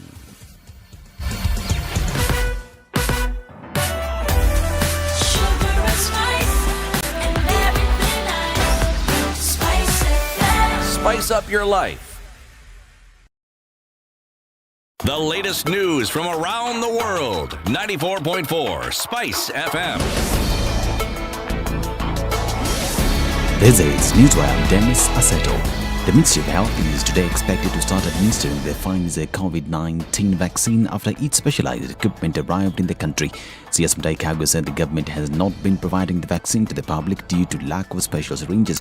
Yesterday, the last consignment of the special equipment was received after another consignment was received on Saturday.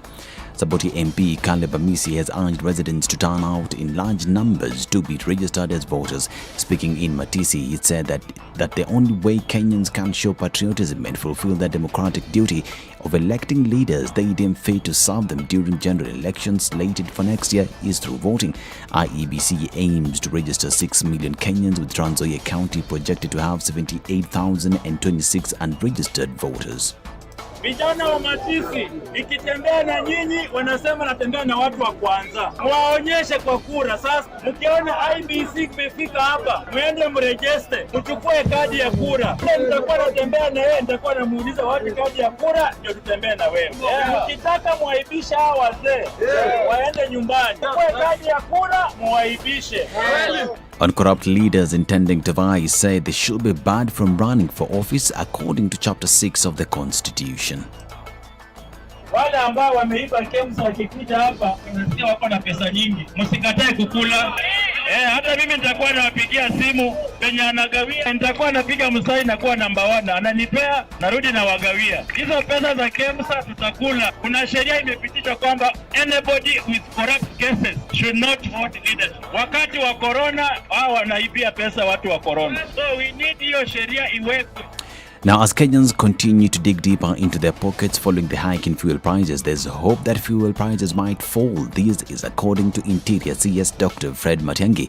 Matiang'i stated that this week he'll be attending a stakeholders meeting aimed at discussing the industry's challenges as well as to discuss the recommendations from a panel appointed by President Uhuru Kenyatta to look into ways power prices can be reduced for Kenyans. Wiki hii kufuatia yale mabadiliko yalifanywa na Mheshimiwa Rais last week, we will start an aggressive program of addressing some of these challenges in the energy sector. Na nina hakika, the price of fuel will not only come down, but even the bills we are paying for electricity, we are going to work hard to ensure that they come down also. We are committed on this. We have been given this assignment. Sometime this week, we will be having a meeting with stakeholders to ensure that the recommendations that were made by that task force, na ile kazi Mheshimiwa Rais ametuambia tufanye, tutaifanya. 2 days ago, ODM leader Raila Odinga hinted that fuel prices would fall this week. Now, a family in Kabati village, Kebirige, Mugirango West in Nyamira County has reported that their son, who was born at Nyamira General Hospital, was stolen yesterday. According to the father of the child, Vincent Bikundo, his pregnant wife was admitted to Nyamira General Hospital to give birth to a boy according to preliminary tests, but after giving birth, the health workers at the hospital did not show his wife the baby as they took him to a different room. Bibi yangu hakuiona mtoto huyo mwenye alizaa. Wakati alizaa hivi walibeba mtoto wakaenda naye. Hawako muonyesha mtoto, wamwambie mtoto wa aina gani. Sasa scanning ilikuwa inatuambia mtoto kijana. Nilipopewa habari ya permit tukafika kule penye mtoto amewekwa, amesiliwa. Cha maajabu kushtuka, ile sili ambayo imesili mtoto ilikuwa sili ambayo imeandikwa jina la mama tofauti. Bibi yangu anaitwa Naomi Kimto. Na sili yenye imewekwa kwa mtoto imeandikwa baby Loserin Kwamboka. Sasa hapo nikaleta shida nikasema, hii mwili si yangu. Kuna mahali mnanichezea. Wakafungua ule mwili, tukapata mwili ni mtoto msichana. Bikundo is now calling on the DCI to conduct an investigation and ensure justice is served. So nikawauliza msichana ametoka wapi, amekufa, amesiliwa, na mimi scanning ilikuwa inasema niko na mtoto kijana. Itachi langu ni kwamba mimi nataka haki. Nataka nijue kweli mtoto ambaye naambiwa amekufa ni wangu. Now, patients, medical officers and residents of Kilifi have every reason to smile after 3 major hospitals in the county received medical equipment and appliances from donors. The Kilifi County Referral Hospital, the Mariakani Sub-County Referral Hospital and the Malindi Sub-County Referral Hospital received 10 wheelchairs each, 3 stretchers each and several cartons of surgical masks and gloves from George Keith Foundation. At the Kilifi County Referral Hospital, the matron Mildred Sanita thanked the foundation led by its patron George Keith, saying it will go a long way in helping both the patients and medical personnel in administering services. Shortage of equipment has been hampering service delivery in the facilities. This is Newswire. I'm Dennis Aseto.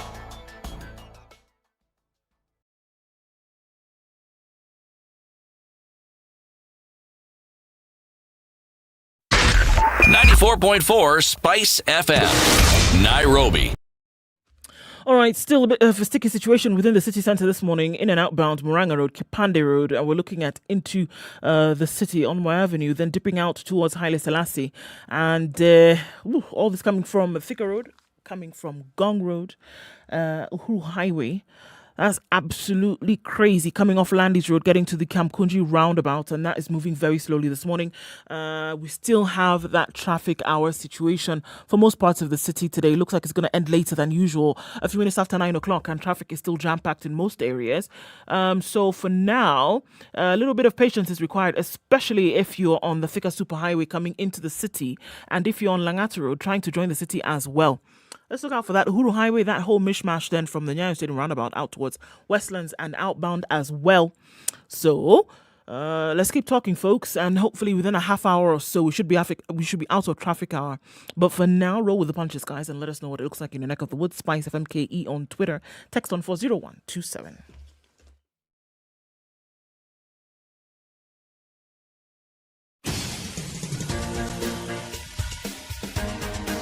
This is The Situation Room, the home of hard-hitting political commentary and penetrating insights about the state of the nation. This is a talk radio experience like no other. The Situation Room, a place for hard truths, debates, and elevated conversations. The Situation Room, witty, political, engaging, deep, controversial. In the room, we have C.T. Muga, researcher, academic, seasoned political observer, a fountain of wisdom in these politically uncertain times. Ndu Okoh, Nigerian by birth, Kenyan by choice, communications expert, Pan-Africanist, a truth seeker and believer in people power, and Eric Latiff, agent provocateur, the man in the chair, seasoned journalist, news hound, a man who believes in punching up, not down. This is The Situation Room, the only way to start your day. After 9, Kenya's biggest conversation continues. So, civic education ahead of voter registration. I would argue civic education as part of our curriculum. Because you can't wait until someone is 18, then you start hitting them with these notions of nationhood. You must be patriotic, you must be this. At the age of 18, take them on that patriotism train ride from the time they are in school. You've heard me say this on many occasions. From kindergarten. Let them understand it, so that when you trample on someone, they not only do they understand their rights, they even know how to practice it.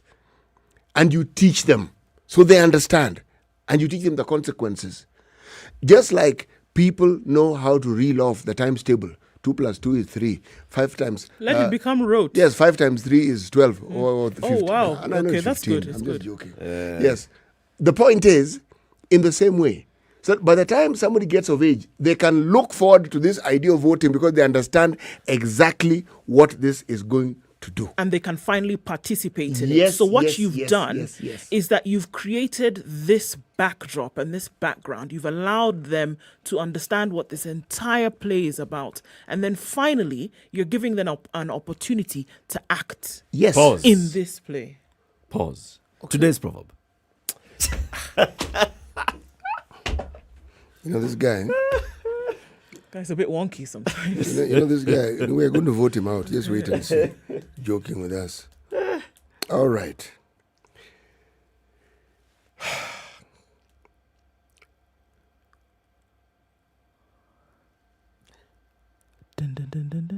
No. Okay. I'm actually, the moment is me trying to think, should I read the Ekigusi or... No, I'm just going with the English. Do not praise a young man for his handsomeness. Praise his deeds. Do not praise a young man for his handsomeness. Praise his deeds. Huh. Okay. I just had a penny drop moment. Just 1 penny. One. And what did the drop say? It's about this proverb. It's okay. Okay. Hiya. So as we continue, there's civic education that's actually taught in schools. In Yes, curriculum. there is. It's the depth of that civic education that maybe we should be asking ourselves: is it sufficient? Because it'll tell you. I'm sure they'll tell you there are 47 counties. People know. There are 290 constituencies. People They know. We have a bicameral parliament. They know. have been taught. We have this and the other. We have a constitution. They They have know. been taught. So what extra should they be taught? Now, this structure that we speak of, where do you fit in? You are in standard this, that, or the other. The requisite age that the government recognizes as the point at which you become an adult is this. So in between now and then, what exactly is the role? What role do you play? And when you get to that age, what are these rights that are available to you? Because even right now, there are rights available to you. What I'm saying is, this whole civic education, apart from just providing you with the information, the students should be able to understand how it relates to them. Okay? How it relates to them now, and how it relates to them at a later stage when they're now in a position to be able to actually do certain things they can't do now. Like many people wait for the time when they'll be able to get a driving license. Not necessarily own a car, get a driving license. Then there are those who want to be able to vote. Then there are those who just want to be 18. You know why? Because when you're 18, you are of age. Yes. You can now drink. You cannot be told what to do. Then surprise, surprise, not only can you be told to do, you'll be ordered to do. And you'll do exactly what you're told.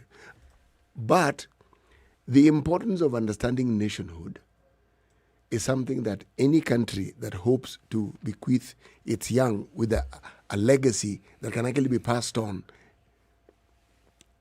in abundance has to teach their young just this one thing. I'm calling it nationhood because then, remember the other day we got a call from somebody called Henry. Colonel Nyambok is a former Navy officer, and there's something he mentioned which I found very interesting.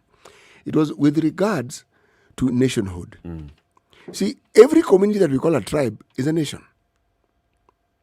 Now, we are thinking of that amalgamation of all these small little nationhoods into this one big one called Kenya. Now, we don't teach it enough. We just spew it out and talk about it. Sisi ni wa Kenya. Okay, fine, we get it. We are. But how do you get people to be proud of being Kenyan? How do you get them to understand? Now, voting is one of those processes that enable people to understand what their role as Kenyans are and how it is being a Kenyan is important. But also understanding the result of said voting and what it can actually bring about. Yes. Right? Because it could just be the voting. Okay, so if I vote, then I participate, right? No. But then also looking at the result of what could happen as per your vote. If I vote in this manner, if I vote well informed, this is actually what could happen. And I always like to liken it to look at what is happening to you in your current state, or what is happening with you in your current state with the country. Are there things that are happening that could be better because of governance? Are there things that could be happening in a different manner if you had different governance in place? Realizing how important the decision you make for the individual you make it, and then what it would bear in terms of impact upon your current situation. And now when you go to that education that is very important even at a very young age, is to understand your role in this process, yes, but then also to look at it properly and say, okay, hold on a minute. That a decision that I make, then joining others to collectively make this decision can make things better or make us operate in a different manner. And I think once you start to look at it like that you'll be able to see how people then would get involved. But also we have a problem. Those who would teach it at that level, do they also imbibe the same? Do they realize how sacred the vote is and what it actually could bring about? Or are we just passing it off as an exercise that needs to be completed and say, we actually did it? You know, it's got to be a lot more than that. You know, actually, the responsibility of conducting civic education, and this is not voter education, this is our civic education, on what ought to happen. The principles of civic education, for example, according to the law, is empowerment and enlightenment of citizens and government. Right? And that's what we are basically tying it to this morning. Continual and systemic engagement of citizens and government, and values and principles of devolution in the Constitution. These are the principles of conducting civic education. So the purpose of civic education is to have an informed citizenry that actively participates in governance affairs of the society on the basis of enhanced knowledge, understanding, and ownership of the Constitution. So not just participating in an election, but participating continuously in engaging the government on what the government ought to do and what you ought to do. This job has been given to the national government and the county governments, which should establish structures for civic education. Now you can ask yourself, in the last 5 years or in the last 10 years of the life of this constitution, have you seen structures being set up by government that are there and created so that you can enlightenment and create and empower and, you know, this, let's use the words in the NGO sector, capacity building, so that the citizens are aware of how best to engage? The question also is, do they want to? Are they interested in having the national and county? Interested in having an electorate that is informed about just how important your decision is? Because once you know, you're empowered, isn't it? Yep. Once you are informed, you are empowered. Does the current crop of leadership right now, who, as you say, is tasked with the responsibility of educating the electorate thus, are they interested in actually having an informed and therefore empowered electorate? Because the truth of the matter is that if they had that electorate, a lot of them would not be in those positions today, right? So do they want one? You know, because it's in the law, it's an obligation. It's not a suggestion of whether they or not. It's an obligation. But if you don't want one, whether it's an obligation or not, it will have to bear a huge impact on how you will go about it. That's where being compelled comes in. Which is where Wanjiru Gikonyo or Kio Mtata can go to court and say, you know what, we are going into an election, but there hasn't been adequate civic education on the citizens. Or there's a requirement that the national and county governments establish structures for civic education, and we don't see that there are adequate structures for civic education. Yes, they can. But I think the greatest shame here, and I'm using the word shame deliberately, is how it is those who are involved in these processes from the point of view of seeking votes don't understand that this well-informed electorate is a force that is actually beneficial to them. Would-be leaders seem to think that they fare better with a group of people, illiterate, yes, semi-literate at best, illiterate, semi-best, semi-literate, And yet, the full benefits of the electorate, you see, when you're held to account, it isn't a fault-finding exercises where all your weak points are being added to the public. It is simply ensuring you do what you're supposed to do. I mean, take for instance, we keep arguing about us being taxed out of our shoes and out of our lives. And we keep asking the question, which country do we know of on this planet, since the planet's from antiquity, that has actually grown its economy by overtaxing its people? It may sound like a question that has no value, but in all honesty, if all this money that we see that has come into, for instance, the counties, if they were used for what they were intended for, not only do they change lives, but they also grow the economies of these governments. Now, when that economy is grown, what it means is there is more money in that economy. If there's more money, it means there's more to tax. It's not really that difficult. But if you don't grow it, how do you keep taxing this thing which keeps reducing? What do you think is going to end up? There'll be nothing for you to tax. Now, a would-be leadership that seems to feel and think that the people they need as a backbone of their support are people who are ignorant, those are a really idiotic bunch, because they clearly don't even understand what is beneficial to them. The question is, how are you then going to get this? Because have you the attitude through which somebody who will do something when they've been compelled, or when somebody takes the initiative to do this thing which they obviously know will be beneficial to the people, will be totally different. If you're going to force me to do something, right, because, for whatever reason I haven't done it in the past, the way in which I'm going to approach it will be totally different from when I'm doing it out of a recognition that, it's something that's necessary to be done. Yeah. So can you imagine what kind of information would be given? What kind of education then would be passed on to people when you're forcing me to do it?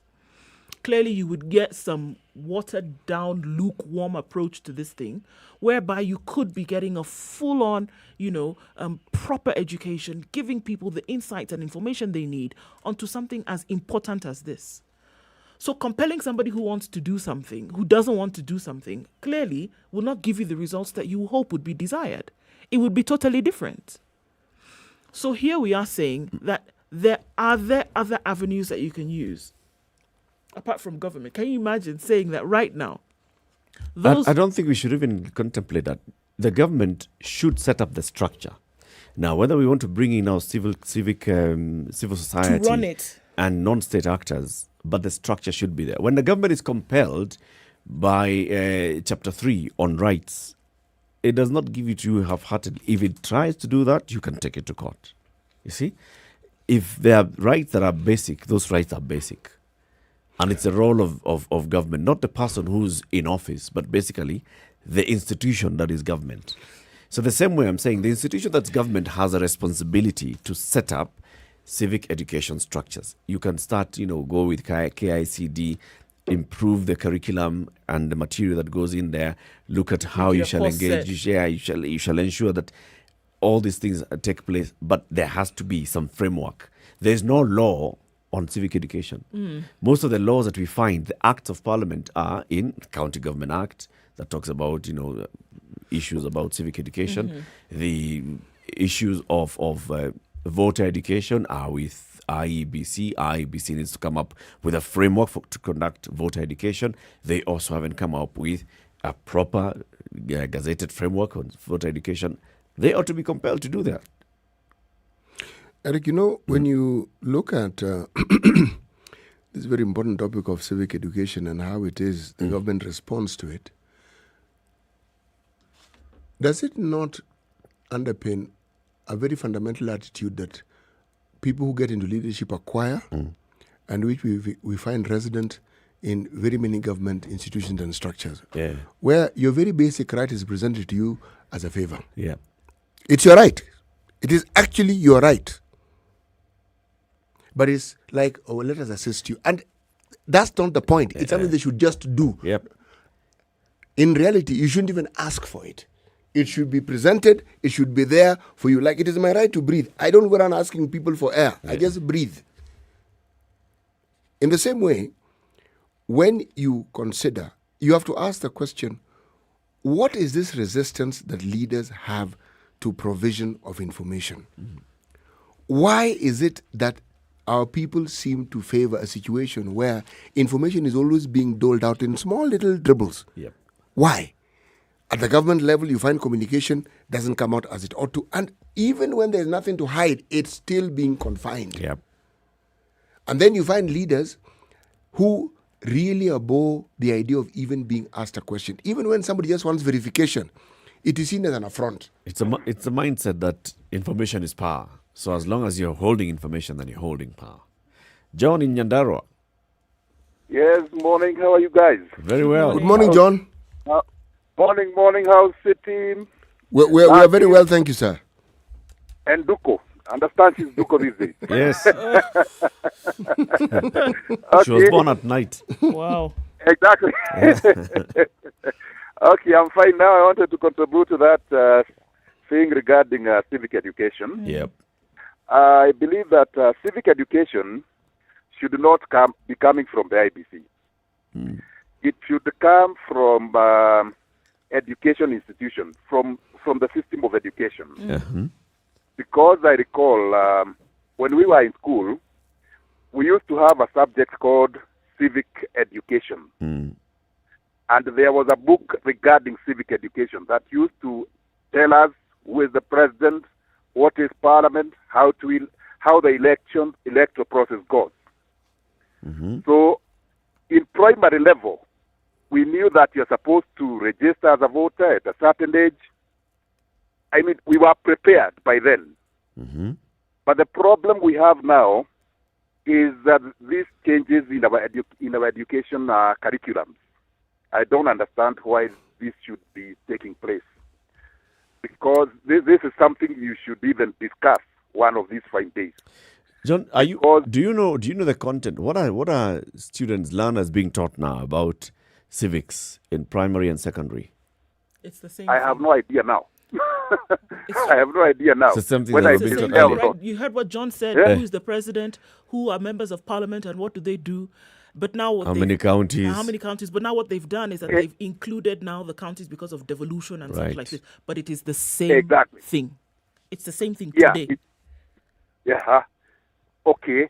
So it should be a subject from all the way from primary.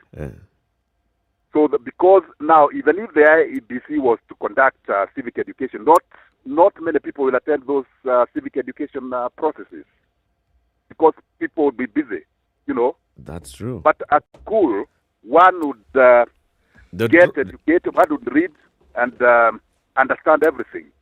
I agree with you. And By the time one they're has 18, by the time they're getting registered as voters at 18, they have gone through the system. They have been examined more than once. Exactly. John, can I ask you a question? If you recall your days as a student, whether in primary or secondary school, do you remember a time when, or lessons in which you are encouraged to think, or subjects that encourage you to think and formulate your own ideas? Exactly. We had history. We had, what else? There was a time we went for debating in class, and you debate on a particular subject. So you think. You think. But these things are not there these days. Exactly. But the problem is this change of curriculums. Because when I look at Uganda and Tanzania, they still maintain the system that we had originally. And if I can remember then, those who went to colleges or university were the most polished people. One went exactly to where you are qualified to go, unlike these days. All right. Because I had a son recently who graduated, but he cannot even write an application for his job. Because they were not taught letter writing in school. I don't know. I was mesmerized. I had to do it for him.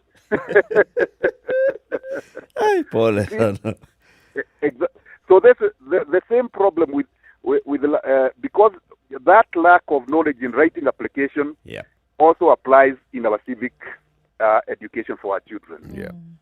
So we should have a subject on civic education. Thank you very much, John. Okay. Asante. The importance of civic education is understanding, what the various levels of government and what should come from whom.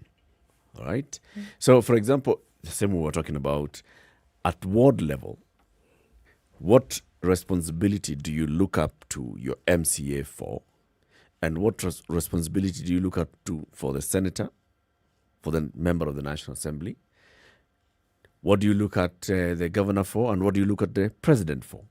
Now, if everything we just look at, and where the president comes and says, squeeze yata takataka inaokotwa hapa, and he claims responsibility for that, that's not his direct duties. No, it's job. If an MCA will then claim that one of the reasons why you don't have water is because of national government, then I hear what you're and you saying. just cannot challenge them because you also don't know. So where do the duties of an MCA begin? Where do they end? Where does the governor come in? Where does the member of parliament come in? Where does the senator come in? If you don't know the differences, you are civic illiterate. It's true.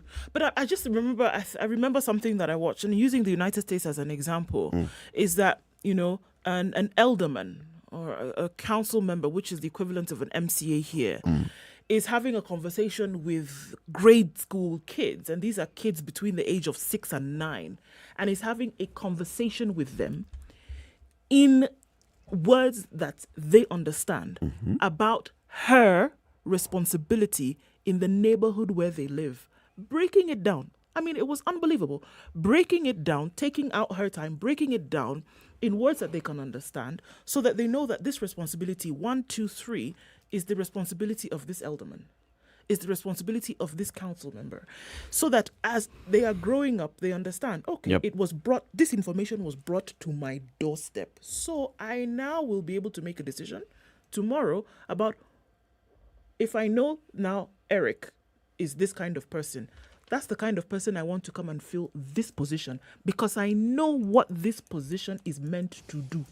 Because somebody came and sat down and had a conversation with me. Now, it wasn't that this alderman just came randomly to their school. It's part of their curriculum. So on one day, they have meet with your alderman. Meet your alderman so that your alderman is explaining to you what exactly it is their job that they're supposed to be doing. It is part of the curriculum. So they're going to school, growing up learning what government is about, growing up learning what their civic responsibility is, what their duties are. Here what we do is we have one day meet your MP, lands in a chopper and comes and says, hii shule tutajenga. Na maji tutaleta. Then disappears. Hata jua tutaleta. Ati kuna mwalimu tutaleta. Claims everything. Tomorrow, governor comes, repeats the same story. Governor claims they're going to do the school. They'll do. MP says they're going to do the school. MCA says they're going to do the school. So who is doing the school? And if it's a proactive politician, you will find that they'll tell you this road leading to this place is a horrible road. We'll do something about it. And indeed, a grader will appear and unearth all the soil. When it rains, that road will now be impassable. They'll have done something about it. 9:30. Let's take a break. How are the roads looking like? Do we need to do something about it? Let us know. This is the Situation Room, the only way to start your day. Spice up your life. No, this wheelbarrow, how can you give people wheelbarrow? His party symbol is an umbrella. Is he distributing umbrellas in McQueen? Have you been told if we don't lock between 10 to 4, this is what we're saving? You try and call them, the same person who was in your house every day, because they know you are influential and you will give them votes. Call them after 1 month and see if they'll pick up their phone. Don't tell your member of parliament that you want him to come and build a school, you want him to come and do a hospital. That is not the work of the member. Now that we have devolution in this country, this resources should go to those devolved units. You have to have strong, independent institutions. And I mean, you have to have police who has the right to take the biggest town in the country and question, why did you do this and that, and send them to court if necessary. Joel in Kericho, good morning. Salama sana Eric, habari ya asubuhi. Salama kabisa. Mbunge wako ni nani? Anaitwa Seriousness Martin, hapa ni Ainamoi. Seriousness Martin, Ainamoi. Yes. Sasa ile juma nampambia yeye nini? Amalize aende. Asante sana. it. The situation. The weather with Spice FM. 21 degrees and sunny conditions in Nairobi, highs of 26 and lows of 15 today. It's mostly sunny in Nakuru at 19, highs of 24 and lows of 14. 13 will be the low in a mostly sunny Nyeri town at 18. It'll go to highs of 25 today. In Mombasa, mostly sunny conditions now after that sprinkle of rain at 27, highs of 30 and lows of 23. And Malindi is sunny at 29, highs of 30 and lows of 25. Kisumu, mostly cloudy conditions at 25, highs of 29 and lows of 19. While it's cloudy in Kakamega at 22, it'll go to highs of 29 and lows of 15. Out in Kampala, it's sunny at 21, highs of 29 and lows of 18. We're also looking at sunny conditions in Dar es Salaam at 27 with highs of 30 and lows of 21. Joburg is mostly cloudy at 13, highs of 20 and lows of 10, while in Lagos it continues to rain at 27, highs of 31 and lows of 25. We're looking at mostly cloudy conditions in Kinshasa, highs of 30 and lows of 24 today. Let's look out east into Beijing, where it's raining at 18, and that'll be the high for today. Temperatures lowering slowly, lows of 12. All right, in Paris, it's sunny at 9, highs of 18 and lows of 9, while in London, mostly cloudy conditions at 11 rule the skies, highs of 17 and lows of 11. And it's cloudy in New York at 22, still rather warm, going to highs of 23 and lows of 18.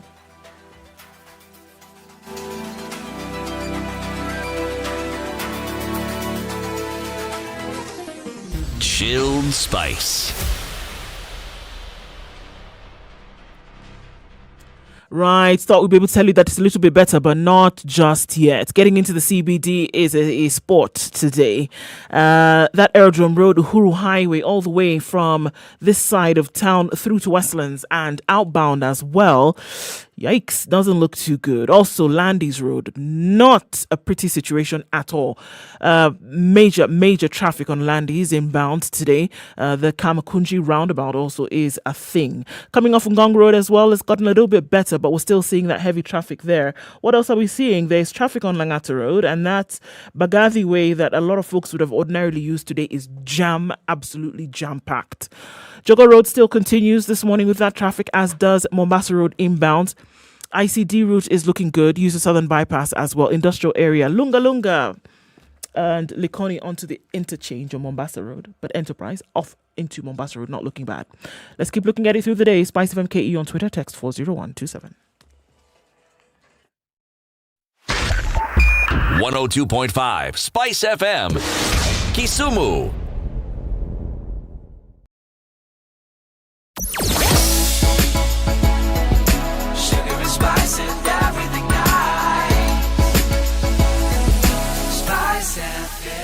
Spice up your life. Mature, intelligent talk every morning. Spice up yourself.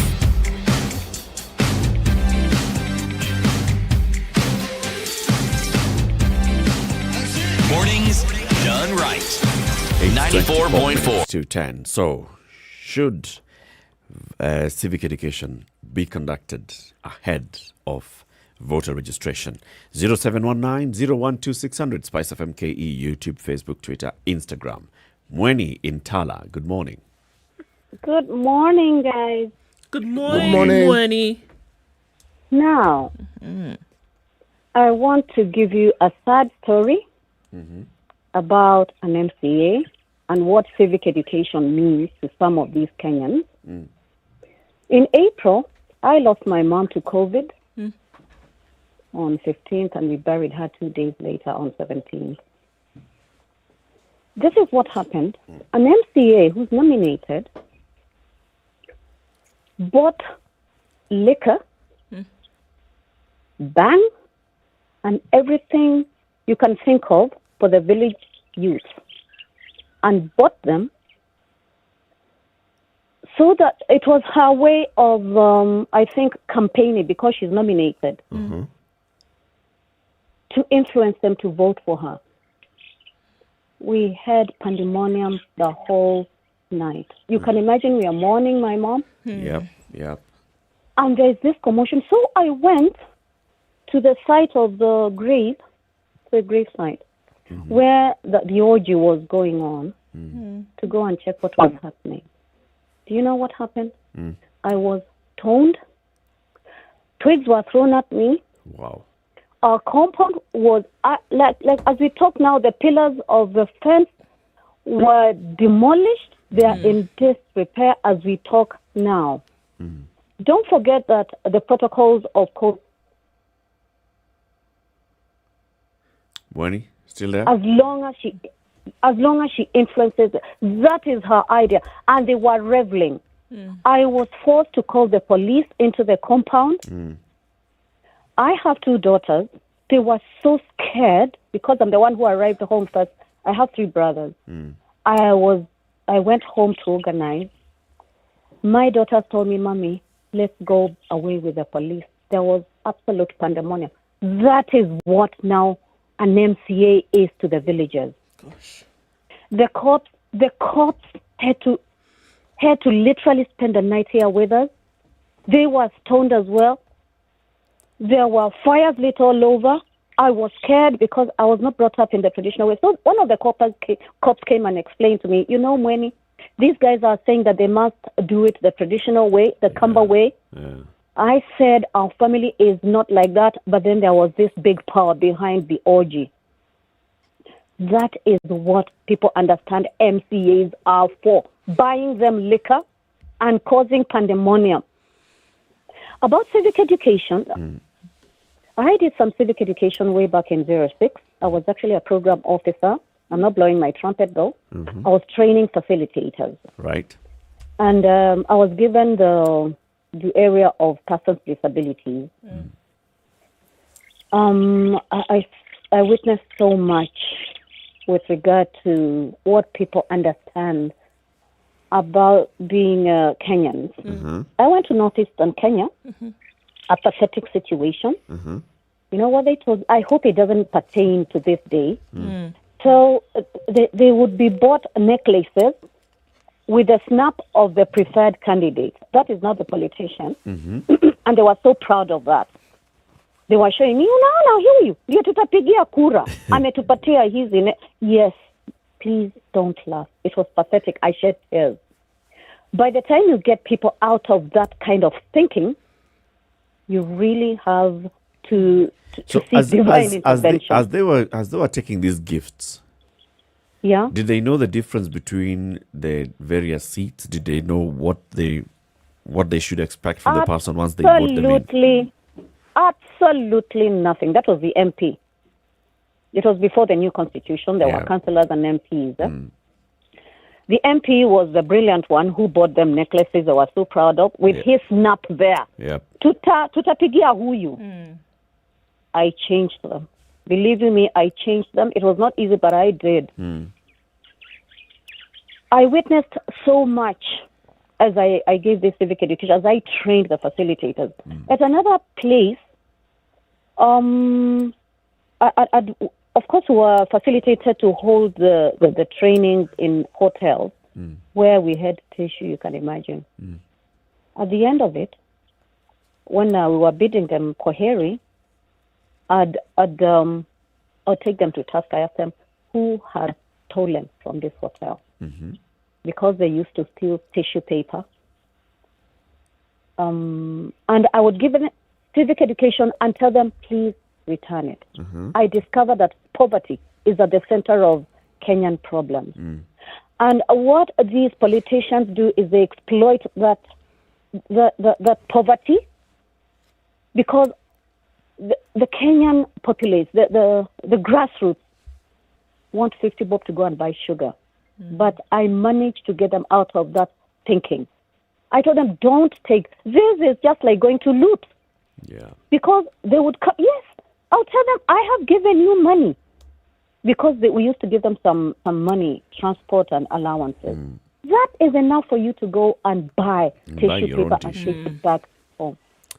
Wow. I did so much work. Do you know the reward? I was sacked because I was so effective. They cried back. I couldn't be taken back because I did it a different way. The best place, according to me, I would go to churches. That is the best place. That is where the problem is because people are being fed on religion in the wrong way. In fact, Sapit is on the right path. What he's doing now is giving civic education. I would go to church and ask for permission to give just 20 minutes of civic education. It worked miracles.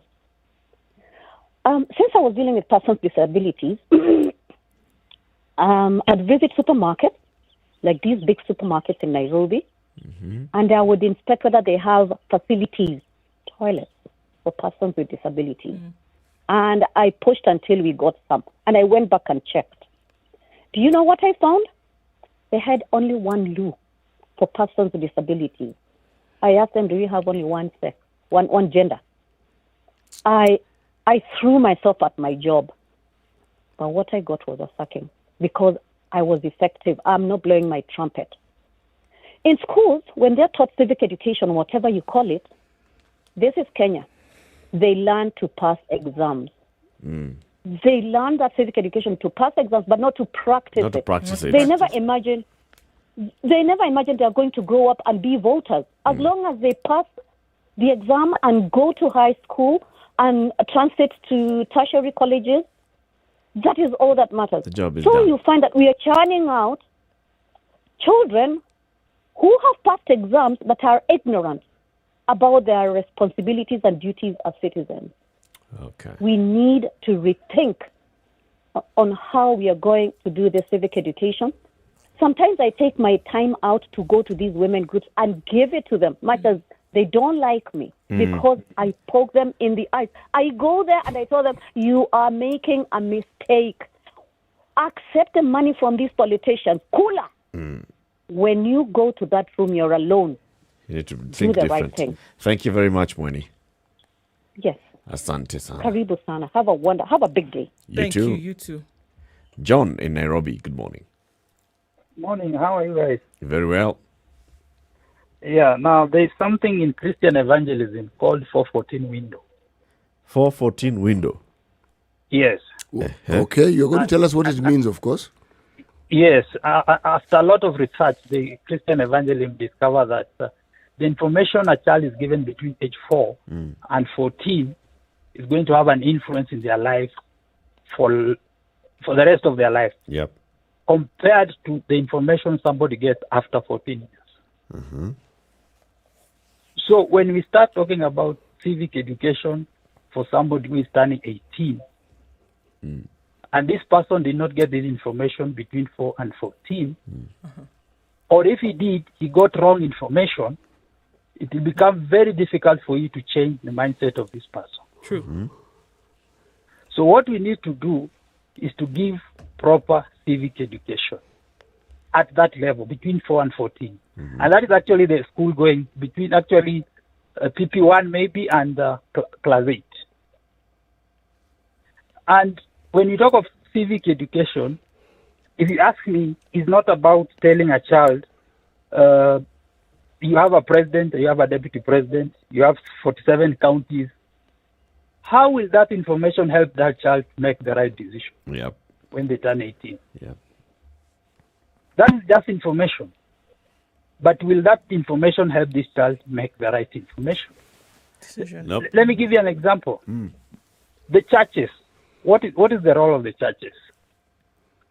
Are the churches involved in civic education?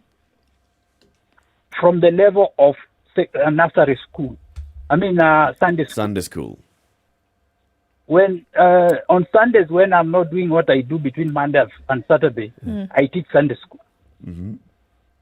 And when I teach Sunday school, at the moment, as I can tell you, there's a series we are teaching our Sunday school from grade 3. Age 3 to 14. And we are teaching them something we call the 7 mountain of influence in their lives. And one of the things that we are teaching them is about government and politics. And we are telling them that as you vote, remember at this level they haven't reached the level of getting a voter ID. But we are telling them that when you reach at that level, when you get your voter, when you get you are registered as a voter and you are making that decision, what are you going to look for in a leader? Is it the second name of that person?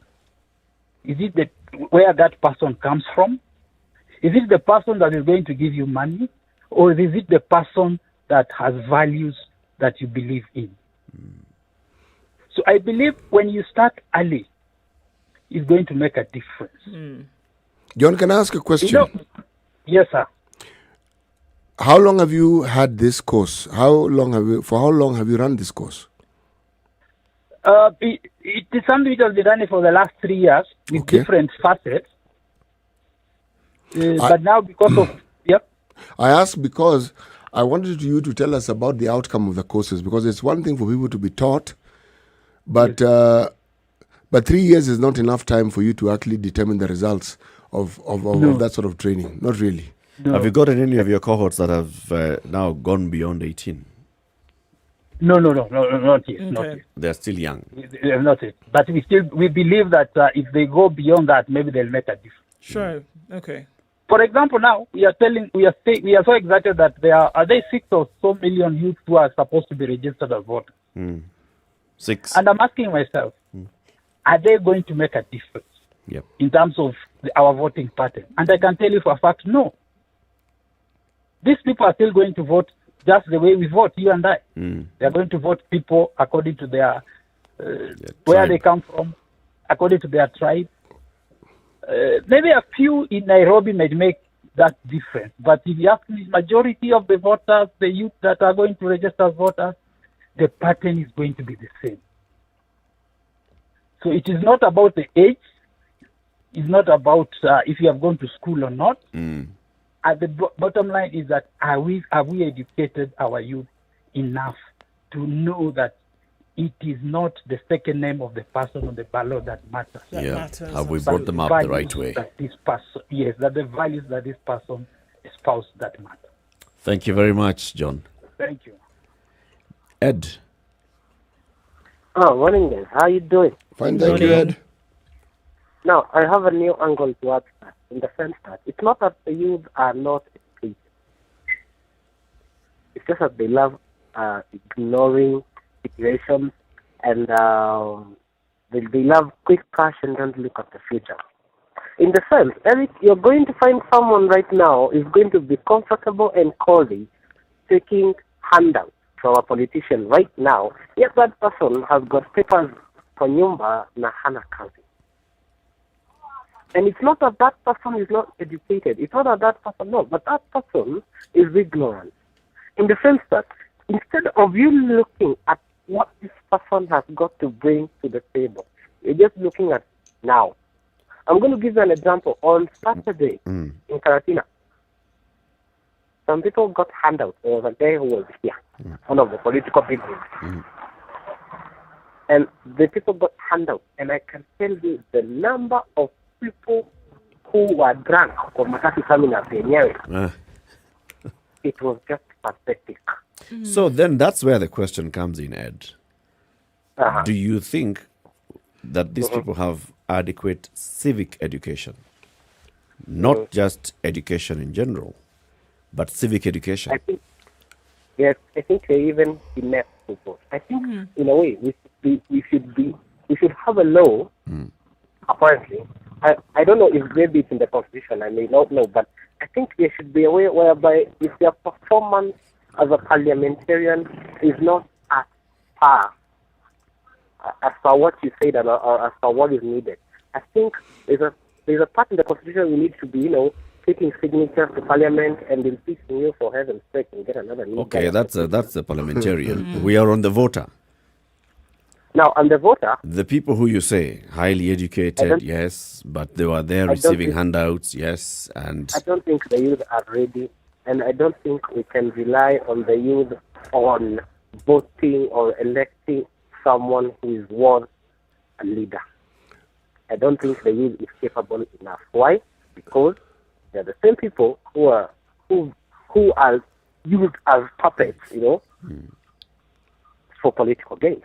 I don't think the youth are even ready. I think, in a way, if only we could draft the constitution all over again, I think we should be voting on e-tests as far as the youth is concerned.